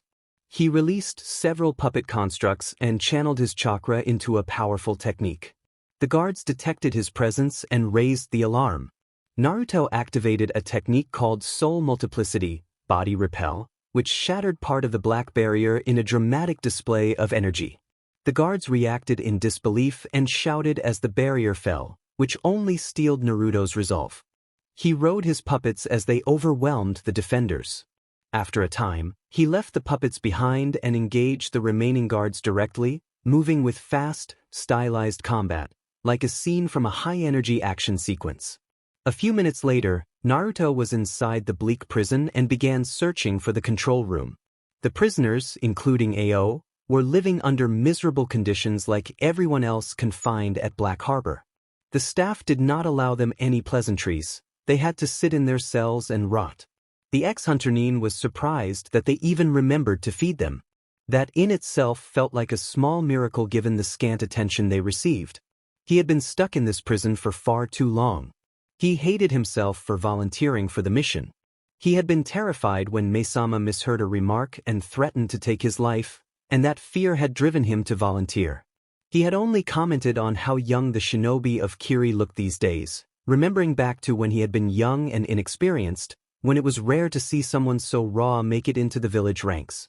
Somehow that remark had been twisted into an insult about age, and Mei had promptly threatened him. That was how he had ended up here, by his own choice. He reminded himself of the things he did for his country. So when the alarm bells finally rang, he could not help but shout for joy, an unmanly reaction to the hardened man he had become. After 2 months of near-nothingness, any sign of movement was a relief. At least he had obtained the information he came for, which made the suffering feel, if not justified, at least purposeful. The intelligence had been Ming. Yagura was a dangerous strategist. He had built a weapons factory beneath the village of Shio on the southernmost island, and getting the resistance to it would be a nightmare. It sat deep in Yagura's territory. Even with several powerful shinobi backing the operation, casualties would likely be severe. Unless another village assisted, the factory would remain untouched for a long time. Not long after the alarm, Ao's cell door opened. The resistance had done an excellent job. He had expected Mei to send 3 or 4 teams. The swiftness of his release suggested at least 6 or 7. He wondered if he meant that much to her. The thought was cut short when a young male voice called his name. A blue-haired man turned toward the sound. A boy was searching for Ao of the resistance, asking loudly if anyone knew where he was. Ao called to the boy, wanting to know what was happening and where the rescue teams were. He identified himself as Ao of the resistance and asked what the boy needed, irritation tinting his tone. The boy confirmed that he was looking for Ao and said that Mei had sent him to retrieve him, adding that they did not have far to go. Ao questioned why Mei would send a child to Black Harbor with the retrieval team. He emphasized the proper way to address Mei and tried to understand the plan. The boy scratched the back of his head and admitted that he alone was the retrieval team. Ao stood silent for a long moment, owl-eyed and incredulous. Had the boy really claimed to have broken into Black Harbor, overcome the guards, and freed all the prisoners by himself? He did not notice the boy's slight chuckle or the boy sensing his astonishment.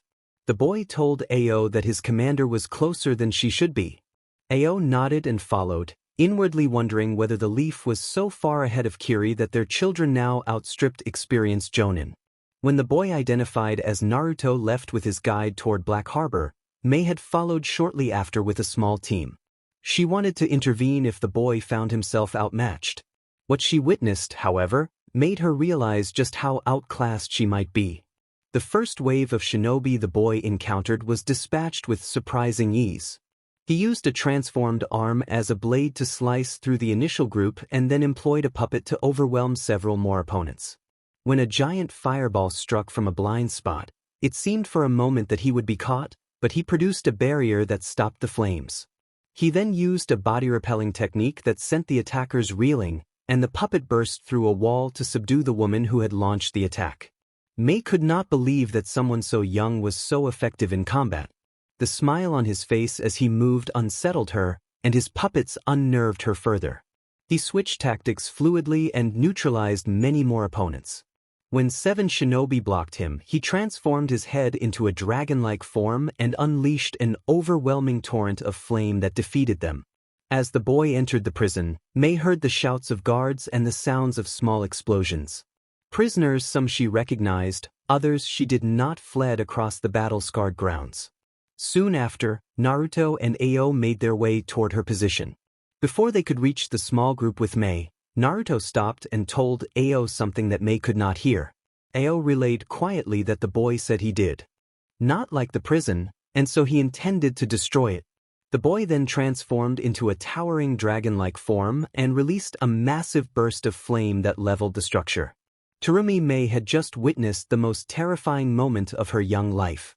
She had watched a young Konoha shinobi whom she guessed to be a teenager single-handedly obliterate an enemy stronghold. She would remember that day for the rest of her life. That day, she had witnessed the might of Naruto Uzumaki. A few minutes earlier, Kisame and Itachi had met with Yagura.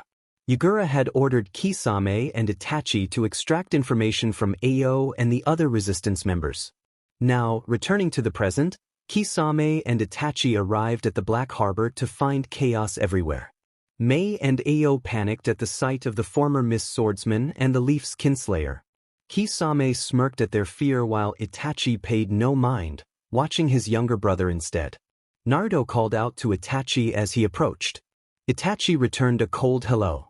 Kisame remarked that the Nine-Tails host seemed a long way from home. Naruto ignored him. Itachi asked what had brought Naruto there, and Naruto answered that he had come to kill Yagura and the masked Uchiha who was controlling him. Kisame suspected Naruto intended to kill both Yagura and Madara, and Itachi wondered how the boy knew of Madara. Judging by Naruto's expression, the two recognized the man he meant. Mei thought this was bad. If the three clashed, Ao feared the aftermath would be catastrophic. When Naruto touched his face, a surge of dark energy rushed out of him. Itachi responded by activating his Susanoo and calling forth part of its form along with the Yada mirror. Ao wondered how a child could harbor such malice, and Mei thought Naruto was monstrous. Itachi noted that Naruto had grown stronger over the years. Naruto materialized before Itachi and struck out, but the Yada mirror blocked and reflected the blow. The impact created a large shock wave that sent them and those nearby flying. Itachi told Kisame he would leave Naruto to him and briefed Kisame on Naruto's deadly touch. Kisame considered the fight interesting and prepared himself, then disappeared into a flock of crows.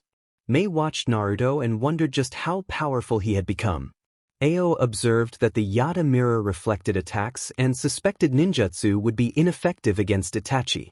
The Nine-Tails, Kurama, thought that Naruto had developed countermeasures for such foes. Naruto was unconcerned. Mei ordered her men to retreat. They obeyed, while she and Ao remained at a distance to watch. Naruto walked toward Kisame and declared that after he finished Kisame, Itachi would be next. Kisame chuckled, introduced himself, and sent his sword Samahata spinning through the air. He unleashed a powerful water technique and challenged Naruto. Kisame tried to strike Naruto with Samahata. Naruto dodged and kicked Kisame in the face, creating a shock wave. Kisame turned into water, revealing for a moment that he had used a clone. Submerging, he reappeared and struck continuously with Samahata, the rising and falling water making defense difficult. Naruto suffered several hits and felt a large portion of his chakra reserves drained, though Kurama could refill them. They traded blows until Naruto used his tail to stab Kisame, causing Kisame to explode into a water shark. The shark rushed Naruto, who punched it until it dispersed. Kisame reappeared behind Naruto and formed a water prison, slicing through the barrier to drive Naruto deep underwater. Mei cried out in worry. Itachi reassured Mei and Ao that they had orders not to kill Naruto and remained prepared. Itachi added that he had no interest in fighting them, he would conserve his strength for Naruto. Ao doubted the boy could defeat Kisame, and Itachi simply nodded. As Naruto tried to swim up, Kisame summoned 5 hungry water sharks. Naruto destroyed the first and the second with force, and though the sharks regenerated, Naruto used hand seals to perform an exploding water shockwave, turning the summoned sharks and surrounding water against Kisame.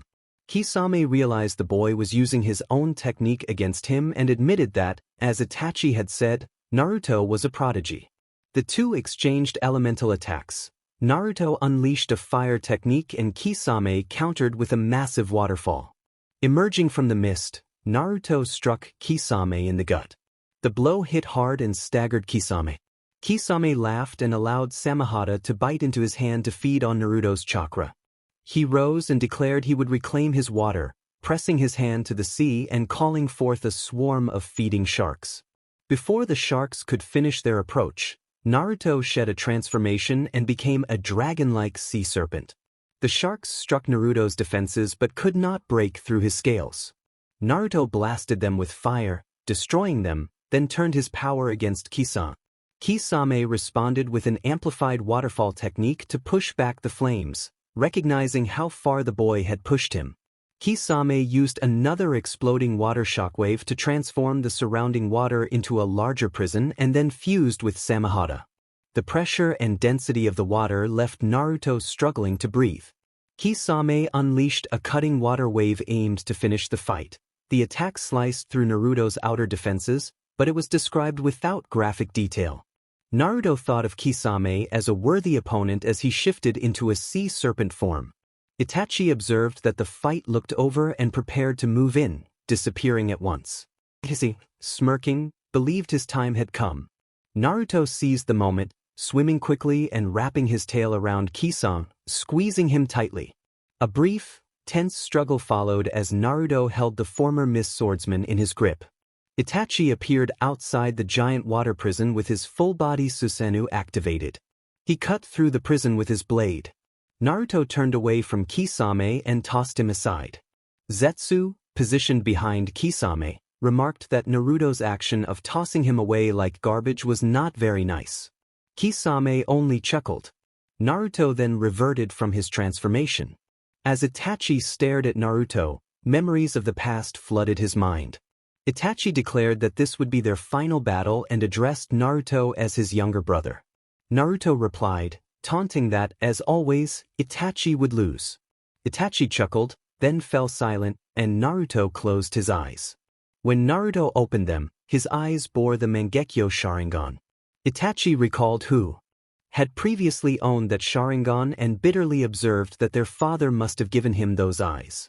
Itachi wondered why their father would empower this monster even further. Naruto announced that they should end things once and for all and activated his Susanoo. With a thunderous clash, the two Susanoo collided, their ethereal forms shattering the very air around them. Itachi's Susanoo, wielding the ethereal Totsuka blade, lunged forward with blinding speed, and Naruto dodged the blade's path. The battle raged on, each exchange echoing across the battlefield. Naruto summoned an army of twisted puppets with eerie painted faces and unnatural movements that unsettled those who watched. Itachi's gaze hardened at the display, the puppets' movements a chilling reminder of how far Naruto was willing to go. As the puppets surged forward, Itachi's resolve only strengthened. With a precise strike, he cut through the puppets, dispersing them in rapid, decisive blows that emphasized his skill and control. Naruto watched as his creations fell one by one, but he remained undaunted, a dangerous gleam in his eyes. The former cursed spirit assembled a weave of dark energy that crackled with intent. Shadows coiled and writhed around him as he unleashed a torrent of dark power, a raging force that threatened to overrun the area. Itachi's Susanoo held firm, absorbing the brunt of the assault as the two titans battled, their wills locked in fierce opposition. When the dust settled, Itachi remained standing, unscathed and resolute. Ale wondered if those two were even human. Mei worried about Naruto. Black Zetsu observed that Naruto was certainly interesting. Kisame reflected that Naruto had still been holding back. Itachi and Naruto continued their clash. Itachi's Susanoo moved with graceful precision, darting around Naruto's behemoth form like a shadow, while Naruto relied on brute force and cunning strategy, using his Susanoo's immense size to deliver devastating strikes. As the conflict intensified, Itachi's resolve deepened. He summoned the Yata mirror, and its surface shimmered with an iridescent glow, reflecting Naruto's attacks back at him harmlessly.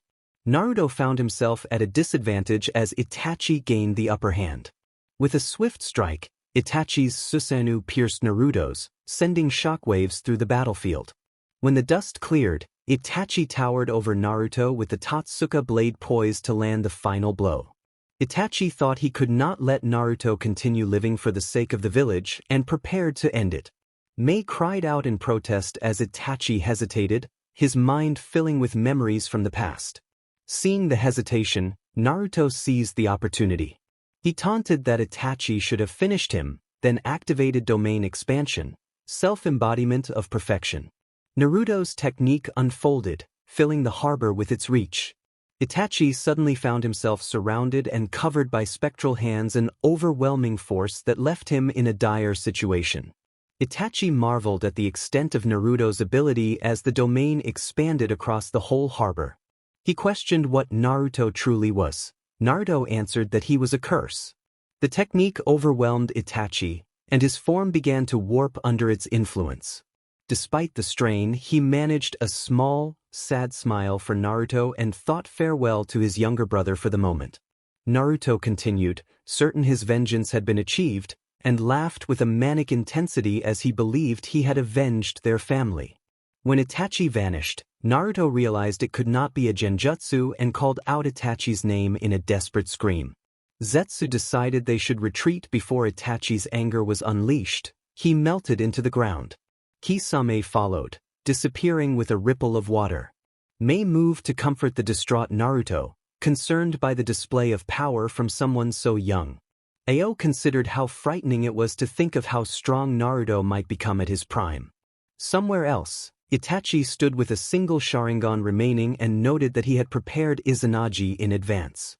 He no longer could use Amaterasu and resolved to implant Shirsui's eye. Back at the base, the operatives discussed the day's events. Zabuza noted, with a touch of smugness, that the young fighter had proven the team more than capable of confronting Yagura's forces. Mei reluctantly agreed and vowed not to underestimate him again. Zabuza asked Ao if he had gathered the information they needed. Ao revealed that the weapons factory was underneath Shinonome and lamented how securely it had been hidden, making an assault costly. Mei struck the earth-made wall in frustration and complained that the enemy clearly did not want to lose that place. She sighed and acknowledged that taking out the factory would be the most effective way to cripple his armies. Haku thought the plan was strategically sound. Removing the enemy's weapons supply would weaken their forces over time and undermine morale. Naruto proposed several plans and then told Mei he needed rest. He sighed contentedly as he fell onto the bed Mei had offered for his use.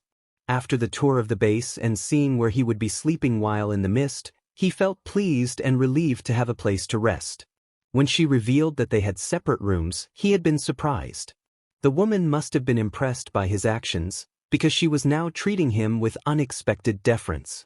He reminded himself that even lower-class citizens often had their own rooms and beds. Naruto's room was average-sized, the same color as the earth it was made from. The bed took up most of the space. He found it odd that he had been given a king-sized bed. 2 medium-sized nightstands flanked the bed, each cluttered with everyday items as if someone used them regularly. The right side of the room appeared to be a walk-in closet, likely full of clothing. From his position propped up on his elbows, he suspected he had been assigned someone else's room, either by accident or because the owner was away. He did not care at the moment. He was exhausted and ready to rest. Not 5 minutes after he had closed his eyes, the door to the room slid open and he sat upright. Before he could stand, Mei, the leader of the resistance, was at the bedside and gently restrained him. Mei asked where he thought he was going in a playful tone. Naruto responded with a calm, neutral expression that he had meant to find another room and that this one obviously belonged to her.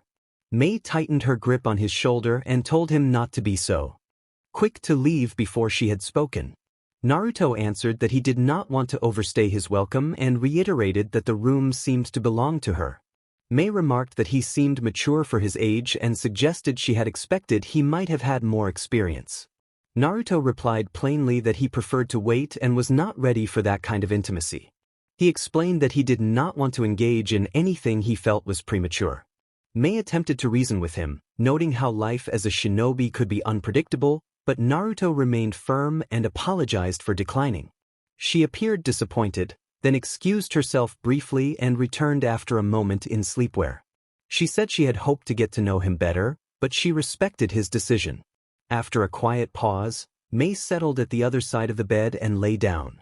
Naruto stayed where he was until he felt too tired to move, and they both fell into a settled, restful silence.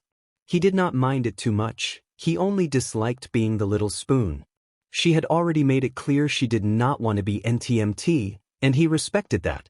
Still, the warmth beside him and the simple company eased a loneliness he had known too well.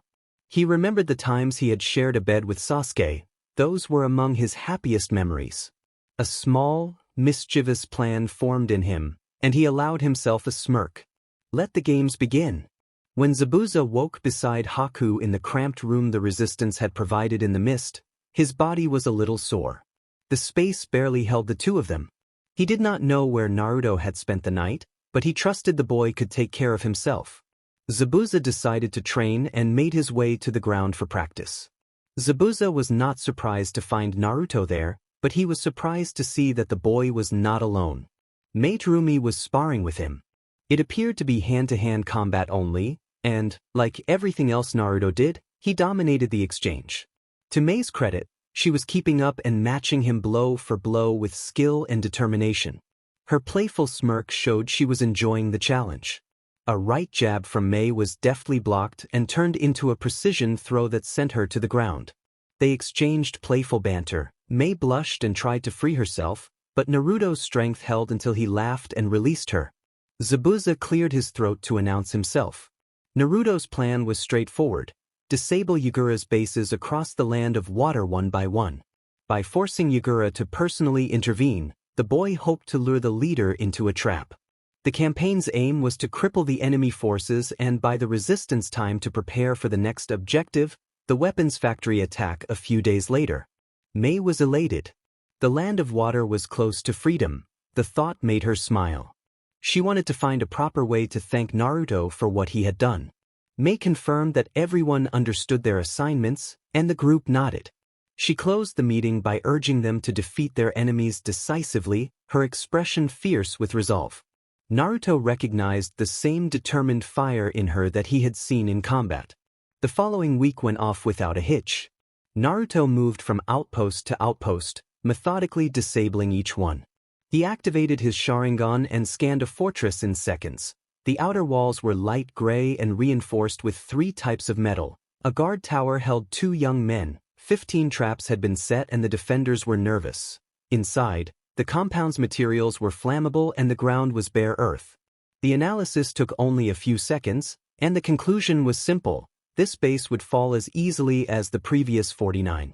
Ao reacted with shock and disbelief at the report that 50 bases had been disabled in a week. He had expected the campaign to take months. The boy's efficiency was terrifying. Naruto confirmed that 50 controlled outposts were gone. Zabuza gave a short nod and said that, with this progress, the factory in Shinonome should be ready to be struck within the next week. Mei sighed with contentment and said that the land of water would know no more war. Her smile was contagious. And Naruto found himself smiling too. He felt a strange irony in it all. A feared monster enabling the liberation of a people. Nothing about his life had been normal, so he embraced the contradiction. Yugura, for his part, was growing frustrated. For 2 weeks he had been receiving constant reports that a single child was dismantling his bases across the land of water. The reports suggested the resistance was involved, and the new ally the outlaws had acquired was causing chaos on a scale he had not anticipated. The idea that his forces were being undermined by an adolescent enraged him. It was time to put an end to this problem. At the base, the teams rested and prepared quietly for the next phase of the operation, everyone steadying themselves for what was to come. Mei murmured that she wanted to stay in her comfortable spot a little longer. The two had grown close over the past weeks. She had respected his wish to keep their relationship platonic, and they agreed to remain close friends who supported one another. For the last 4 days the Resistance and Naruto had been waiting for the right moment to strike the weapons factory. They knew of a monthly shipment schedule when the factory sent newly forged kunai and shuriken to the mist, and that presented the perfect opportunity.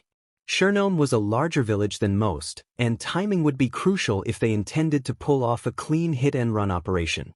In the small pockets of time he could relax, Naruto had spent most of it with Mei. They talked at length about what would happen to the mist and the land of water once Yugura was gone. Mei had many ideas for her country, including peace treaties with the other nations. She had no desire to plunge her village back into war. They had suffered for too long. They also discussed Naruto's unusual power and its implications. He explained his transformation ability, which left Mei shocked and uneasy. Naruto urged that they get up now or others would discover that they had been spending time together. Mei sighed and agreed. She did not want everyone knowing about their private closeness. As the leader of the resistance, she needed to maintain a stern reputation. Mei admitted she wished their ages were closer so there would be less reason to hide their friendship. Naruto acknowledged this with a quiet apology, and Mei assured him it was fine. After they dressed and left. Separately, they returned to their places among the others, who remained oblivious to the bond between them. Zabuza, however, suspected that something was going on between the two, though he could not say what. The meeting turned to the operation. Zabuza noted that they should be ready to strike the next day if all went according to plan. He was eager to become a hidden mist ninja once more. Naruto promised that once Yugura appeared, he would confront him. Mei confirmed that the group was ready and emphasized their objective. The mist leader had to be stopped. Mei envisioned the operation as simple and decisive. They would attack early the next morning while the boats were being loaded. Naruto would lead the initial assault and draw Yugura's attention. The resistance would then move in for the second wave and cover the escape routes. The resistance would be positioned around Shurnome to support the withdrawal. Mei felt hopeful at the thought of finally freeing her people. The plan called for an unmistakable provocation that Yugura could not ignore. Destroy the supply base, retreat quickly, and leave Naruto to face Yugura when he arrived. Once Yugura showed himself, Naruto would be ready to act. Mei reminded everyone to get a good night's rest and gave Naruto a warm, encouraging look as she dismissed the meeting. Back in the leaf, Sasuke noticed that Naruto seemed to be concealing something but chose to act indifferent. That night, Mei and Naruto lay beside each other to rest before the operation. They spoke quietly, sharing a brief, tender moment that stayed within the bounds of their friendship. Afterwards they focused on the mission ahead and prepared themselves for the next morning. Jintaro and Nobu stood watch, uneasy about their early assignment but aware of the stakes. The shipment to the mist was scheduled for today, and nothing could be allowed to go wrong. And with the resistance, everyone was a little on edge. Jintaro wondered aloud whether the enemy would come, his voice trembling with fear. Nobu flashed a shark-like grin and scolded him not to get paranoid, rolling his shoulder as if to shake off his own tension. Nobu added that if the enemy did arrive, they would be famous for defeating the Mizukige's most hated foes. 10 minutes earlier, the resistance, Naruto, Zabuza, and Haku had reached Shurnome 5 minutes before the planned time. Mei and the rest of her people were briefing Naruto and his companions. Haku confirmed that they were ready. Zabuza said they would take their positions. Mei informed her men that they were ready and told them to strike the base the moment their wave broke, nodding toward Naruto. She admitted she felt nervous about leaving Naruto alone to face the Mizukage, but acknowledged it was a necessary part of the plan. No one else could handle the mist shinobi and the Mizukage at once. Zabuza asked Naruto if he was prepared. Naruto assured Zabuza that he would see the mission through. Haku bowed her head and thanked Naruto for helping Zabuza's dream come true, and Naruto demurred that it was no problem. Nobu followed Jintaro's raised hand and looked where he pointed. What he saw was like nothing he had ever seen before. A command of body repel echoed through the air, and the sun seemed to dim. Terrifying shapes began to fall from the sky. Nobu, attuned to sensing chakra, felt the impact of something immense and knew it could be catastrophic. When the shapes struck the ground above the weapons factory, the force felt like Armageddon had been unleashed. The impact tore the earth open, revealing the large building beneath. Naruto laughed, a deep and vicious sound.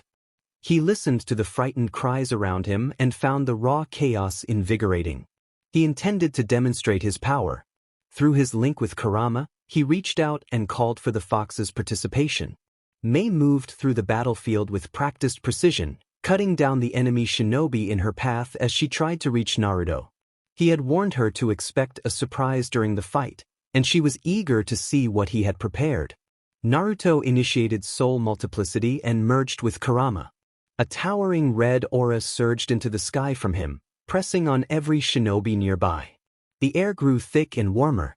Silence fell for a heartbeat before a bloodthirsty roar swept through the rubble. A fox-like form emerged from the dissipating sphere of energy around Naruto. The resulting shockwave threw many ninja aside, and the sheer presence of that form left several shaken and even momentarily unconscious from fear. Mei felt her heart pounding like never before. In the ruins of the factory stood a beast-like figure bearing Naruto's features. Its red eyes seemed to fix on her and held her frozen in place. The creature offered a smile and a playful wink that unsettled her. Naruto's laughter rumbled, beast-like and unnerving, and then he vanished in a burst of speed so fast no one could follow. Kurama's presence surged forward to take over the forefront of the fight. Haku trembled with awe at the sheer power Kurama displayed. Zabuza remained largely indifferent, accustomed to the boy's overwhelming abilities. It was astonishing that someone so young could command such force, and even more disconcerting that the strongest of the tailed beasts was his companion. The scale of that casual familiarity with a world-feared power made the situation feel dangerous in a different way. Power spikes continued to radiate from Kurama. He did not seem to be holding anything back. Ao sighed privately, thinking the boy still had to learn restraint. Another surge of energy made it clear that Kurama was fully engaged. Kurama's onslaught overwhelmed the mist forces, rendering further involvement from Mei and her men largely unnecessary. Zabuza and Haku watched from the sidelines, Zabuza's expression unreadable. Zabuza considered the consequences. If Yagura did not respond to this level of destruction, he either would be unable to control the situation or would disregard what was happening to his people. Dismissing the threat seemed impossible. If Yagura did not act, it would be a ruinous outcome for his side, and that inevitability weighed on Zabuza. After Mei recovered from her shock, she let out an exasperated breath. Naruto was toying with her. He knew the plan no longer needed the resistance, yet he had chosen to make a show of it. Their recent private encounter had led to a string of playful exchanges, each trying to surprise or embarrass the other. She hated to admit it, but his wink had won that. When the smoke cleared and the last of the mist shinobi fell, Naruto released his transformation and stood smirking amid the ruins. He could feel the way others regarded him, now previously wary, now thoroughly frightened. He did not mind. The resistance had nothing to fear from him, but he could understand why they treated him like a monster. Mei's voice came up from behind him, and she told him that he had won in a not very pleased tone. Naruto smirked again, proud of his achievements. He then felt emotion that made him uneasy. He wondered whether she would sacrifice her pride to protect them. Mei made a bold gesture in front of Zabuza and the rest of the resistance. She was not the type to go down without taking her opponent with her. He announced that he could sense someone approaching and that they were incredibly powerful. Zabuza turned serious. This was no time to linger. Zabuza warned the boy to be careful and to make sure he returned alive, then he turned and left. As Naruto was about to walk into the ruined factory to wait for the Mizukage, Mei reached out and touched his arm, urging him to come back alive. Naruto thought her warning was extreme but did not argue. He broke away, walked forward, glanced back over his shoulder, and then jumped into the rubble of the underground building without caring what was coming for him. Mei would never forget the pause he took before he jumped. The smile on his face made the moment feel colder than the air around them. She felt both unsettled and strangely drawn to him. Yagura disembarked from his office the moment he detected the presence of a Jinchuriki. He wondered why he had not sensed it earlier, but decided to consider that later. The enemy seemed to be inviting confrontation, as if they wanted to be found. That suited him. It was time to remind the resistance of the Mizukage's power. He intended to instill fear. If they were capable of killing, they would be dealt with without hesitation. That was the way of the bloody mist. Back at the resistance base, Mei sat alone in her room, nervous. She had left someone she had grown close to behind, allowing him to face the enemy. She had seen what Naruto was capable of and still worried for his safety. The boy had come into her life only recently, yet he had already taken a place in it, which unsettled her. The unexpected closeness they had shared made her realize she felt more than mere attraction. It confused her. He was considerably younger and from another village, and relationships between nations rarely lasted, but her feelings persisted. All she wished for now was his survival. She hated that she had retreated. She wanted to be by his side. She was a powerful female ninja, capable of going head-to-head with some of the world's greatest fighters, and she believed she could help him, even if only a little. Anything was better than remaining in a bed too large for her and doing nothing while someone else fought her battles. Her pride pushed her to act. She made up her mind to go help Naruto. Before she could leave, there was a knock on the door. She composed herself immediately and would not let it sway her resolve. On the battlefield stood Yagura Karatachi, the fourth Mizukage and Jinchuriki of Isabu, facing Naruto, the Jinchuriki of Kurama. Yagura demanded to know why the boy opposed him. Naruto replied that he could not stand by and watch the Mist Village be destroyed. Yagura retorted that outsiders should mind their own business and that the affairs of the Mist did not concern him. He warned Naruto to leave and he would be spared. Naruto made it clear that he would not leave until the mist had been stopped. Yagura coldly answered that Naruto should not be surprised by the consequences. The air grew thick with anticipation as Naruto assessed Yagura and prepared himself. Without warning, the ground trembled as Yagura unleashed a massive water release technique, sending a towering wave toward Naruto. Naruto shifted his form into a sleek, aquatic shape and sliced through the water, closing the distance with surprising speed. As Naruto approached, he altered his form again, his arm taking on a bladed appearance aimed at Yagura. The Mizukage reacted with veteran precision, evading the strike and countering with a wind release technique that forced Naruto back. Their clash of elements filled the battlefield with fierce energy. Naruto escalated the confrontation, using his shape-shifting ability to adapt his attacks and morphing his limbs into different forms. Yagura moved with the calm precision of a seasoned warrior, countering with his staff. The battle surged back and forth, each combatant demonstrating mastery of their unique abilities. Seeking an advantage, Naruto unleashed a soul multiplicity, calling forth unsettling shadowy duplicates drawn from his inner power. These spectral manifestations surged toward Yagura in a coordinated assault. With a swift motion, Yagura summoned a water mirror to confront the incoming tide. From within the mirror emerged copies of the distorted souls. The copies and the originals fought until none remained. Naruto concentrated, focusing his cursed energy into Black Flash. The air crackled with malevolent power as he struck, space itself seeming to warp around the impact. Yagura, pushed to his limits, felt the strikes resonate through his being. Isabu's chakra helped him recover, allowing him to withstand the attacks though he was visibly shaken. Yagura distanced himself from Naruto and, as Naruto prepared another Black Flash, Yagura summoned his mirror again. From within it emerged another Naruto, a perfect reflection mirroring every move with uncanny precision. The two Narutos faced each other, locked in a silent battle of wills and poised to unleash their devastating techniques. With a thunderous roar, their attacks collided in a spectacular clash, sending shockwaves rippling across the battlefield. Dark red energy crackled as the black flashes locked in a fierce struggle, and then their combined might erupted outward, unleashing a wave of destructive energy that swept across the field and left chaos in its wake. As the dust settled, Naruto and Yagura stood facing one another once more. Yagura declared that it was time to end this. He tapped into the power of his tailed beast. The air around him churned with chakra as he transformed into a form resembling the three tails, towering over Naruto as the balance of power shifted dramatically. Naruto intensified his assaults, shifting his body into increasingly dangerous forms, but each strike was met by the brute force of Yagura's tailed beast, which unleashed a maelstrom of water and wind techniques. The climax came when Yagura drew on Isabu and unleashed a colossal tailed beast bomb. Naruto formed a curtain to stop it, but the barrier shattered and the blast struck him. Yagura smirked, convinced the resistance's last hope had been extinguished. From behind him, Naruto activated a domain expansion, self-embodiment of perfection. Yagura suddenly found his body covered in dark hands and wondered what was happening. Naruto then reverted Yagura's soul to normal, undoing the tailed beast transformation. Yagura was left bewildered at how Naruto had done it. Naruto told him he had been holding back, and Yagura sneered in return.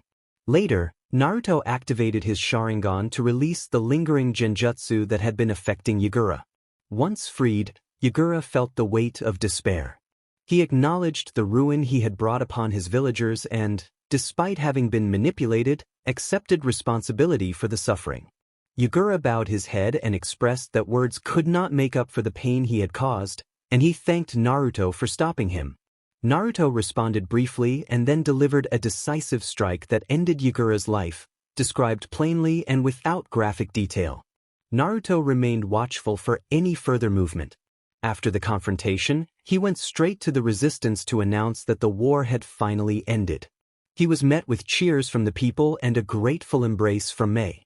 The celebrations moved quickly from relief at the fall of a tyrant to joy as the people of Kiri welcomed Naruto and Mei. Naruto understood that the majority of the Land of Water would accept Mei as their new Mizukichi. She had led the resistance for years and was seen as the one person capable of guiding the country forward. Although Naruto accepted the praise, the overwhelming gratitude almost drove him to step away. Mei radiated immense gratitude and disbelief. The crater where they had found Yagura's body was enormous, and she felt unsettled by Naruto's capacity to take down a tailed beast almost single-handedly. Still, she trusted him completely. Walking side by side, Naruto felt a new sense of purpose in having freed a country smothered by war. He had been feared by enemies but celebrated by citizens. 2 days later, Mei had already been named Mizukichi.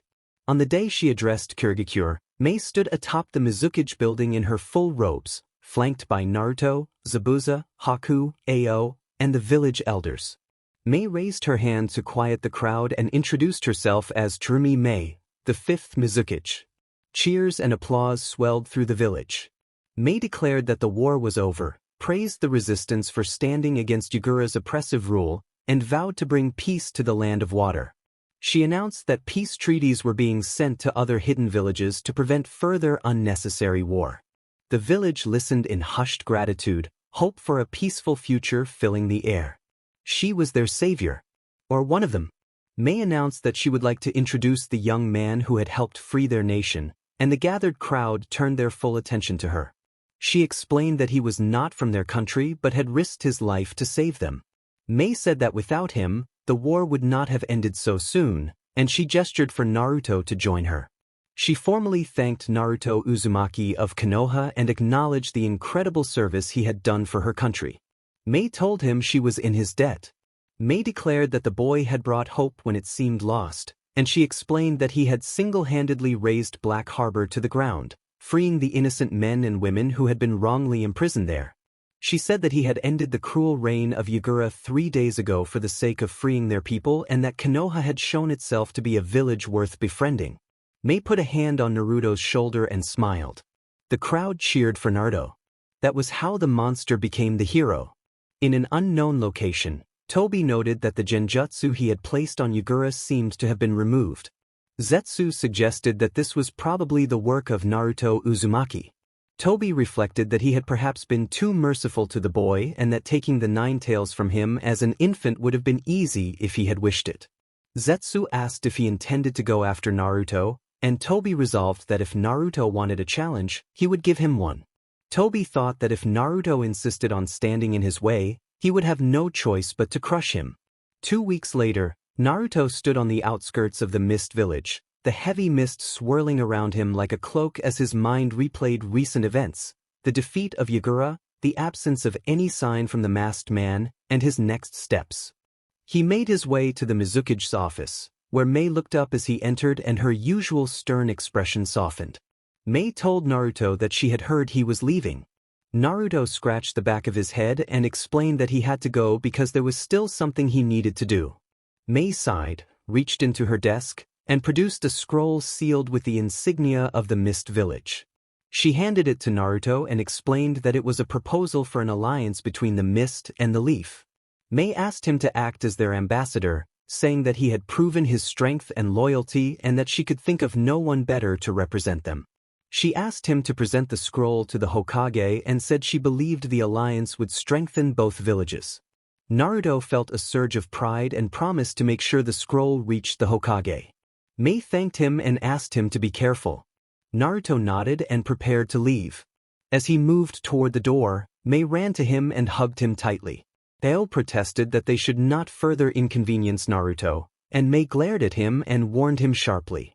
Ao paled and quickly backed down.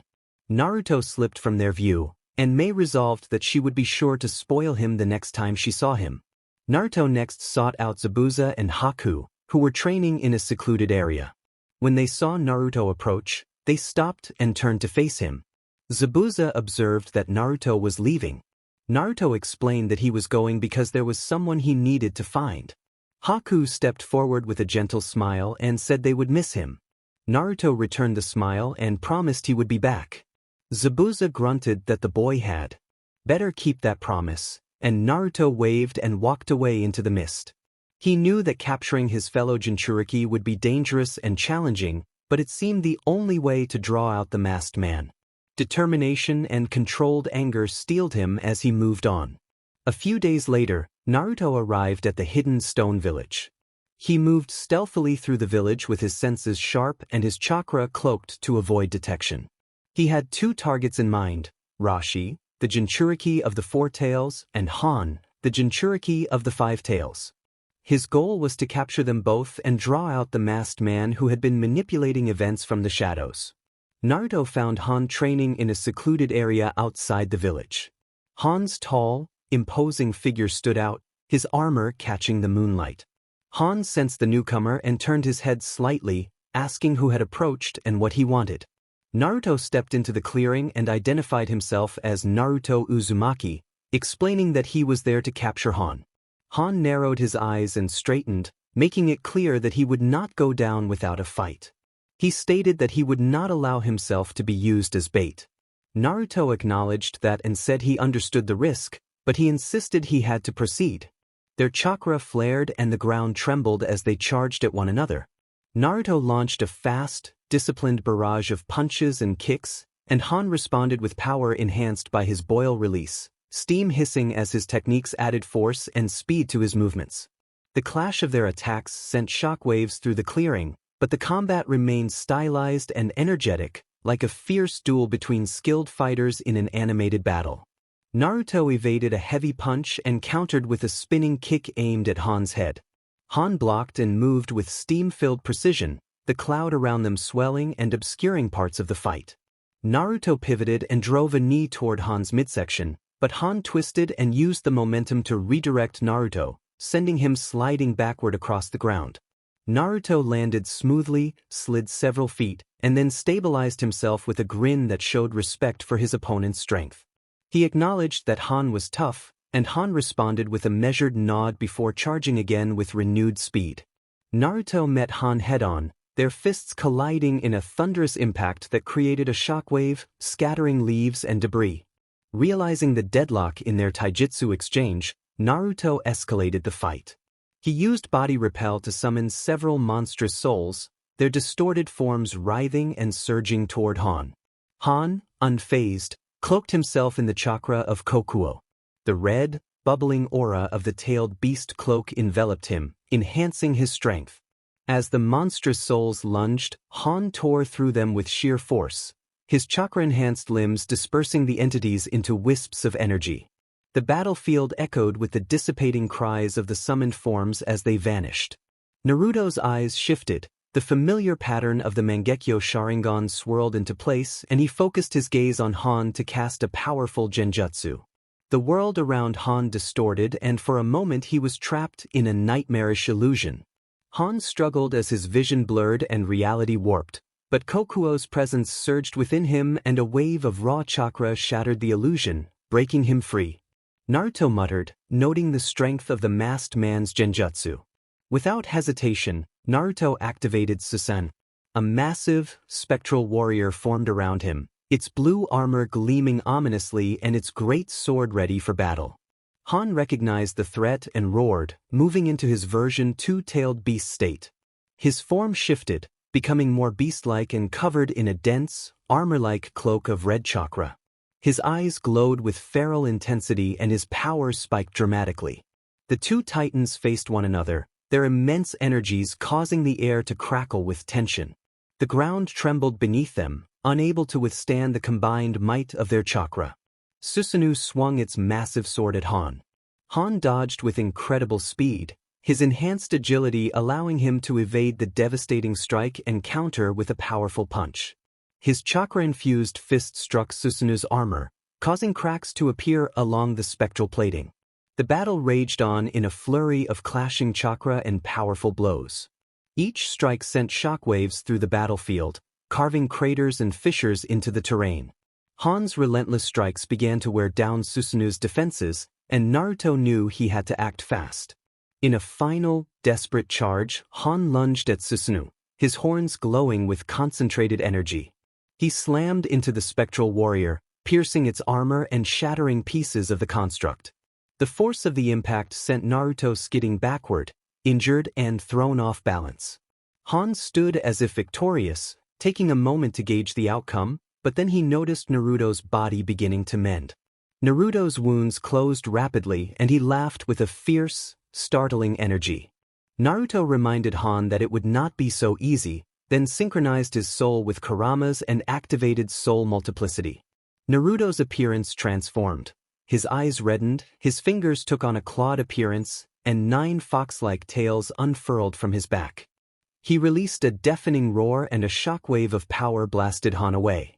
When Han recovered from the blast, he charged again, determination burning in his gaze. The two clashed once more, both now heavily enhanced. Each blow they exchanged sent new shockwaves through the battlefield, creating massive craters around them. Han unleashed scalding steam in bursts, using the rising steam as cover to obscure his movements and to enhance the force behind his attacks. Naruto countered with a variety of jutsu mini-tailed beast bombs, wind techniques, and lightning attacks, turning the field into a chaotic dance of elements. The intensity of the confrontation continued to grow. Neither combatant was willing to yield. Naruto's synchronized mode granted him extraordinary power and agility, enabling him to match Han blow for blow. Their clash became a devastating spectacle, each strike reshaping the landscape. Gradually, Naruto's relentless assault began to overwhelm Han's defenses. Recognizing that his version 2 state was no longer sufficient, Han decided to fully transform. Han became Kokuo, the 5 tails, a massive and imposing beast. The ground trembled as he concentrated his immense chakra into a single, swirling mass to form a large-tailed beast bomb. Naruto summoned his own chakra and began forming his own tailed beast bomb, his 9 tails glowing as he focused his energy into the attack. The two titanic forces faced one another with their destructive spheres of concentrated chakra shining ominously. With a final, decisive roar, they unleashed their attacks. The 2-tailed beast bombs collided at the center of the battlefield and detonated in an explosion of colossal magnitude. The shockwave flattened the immediate area, uprooting trees and carving a vast crater into the earth. Debris flew in every direction and the energy of the blast rippled outward for miles. As dust and smoke began to settle, the battlefield lay in ruin, the landscape forever altered by the clash of power. The outcome of the cataclysmic encounter remained uncertain, but the sheer intensity of the battle had left an undeniable testament to the might of both combatants.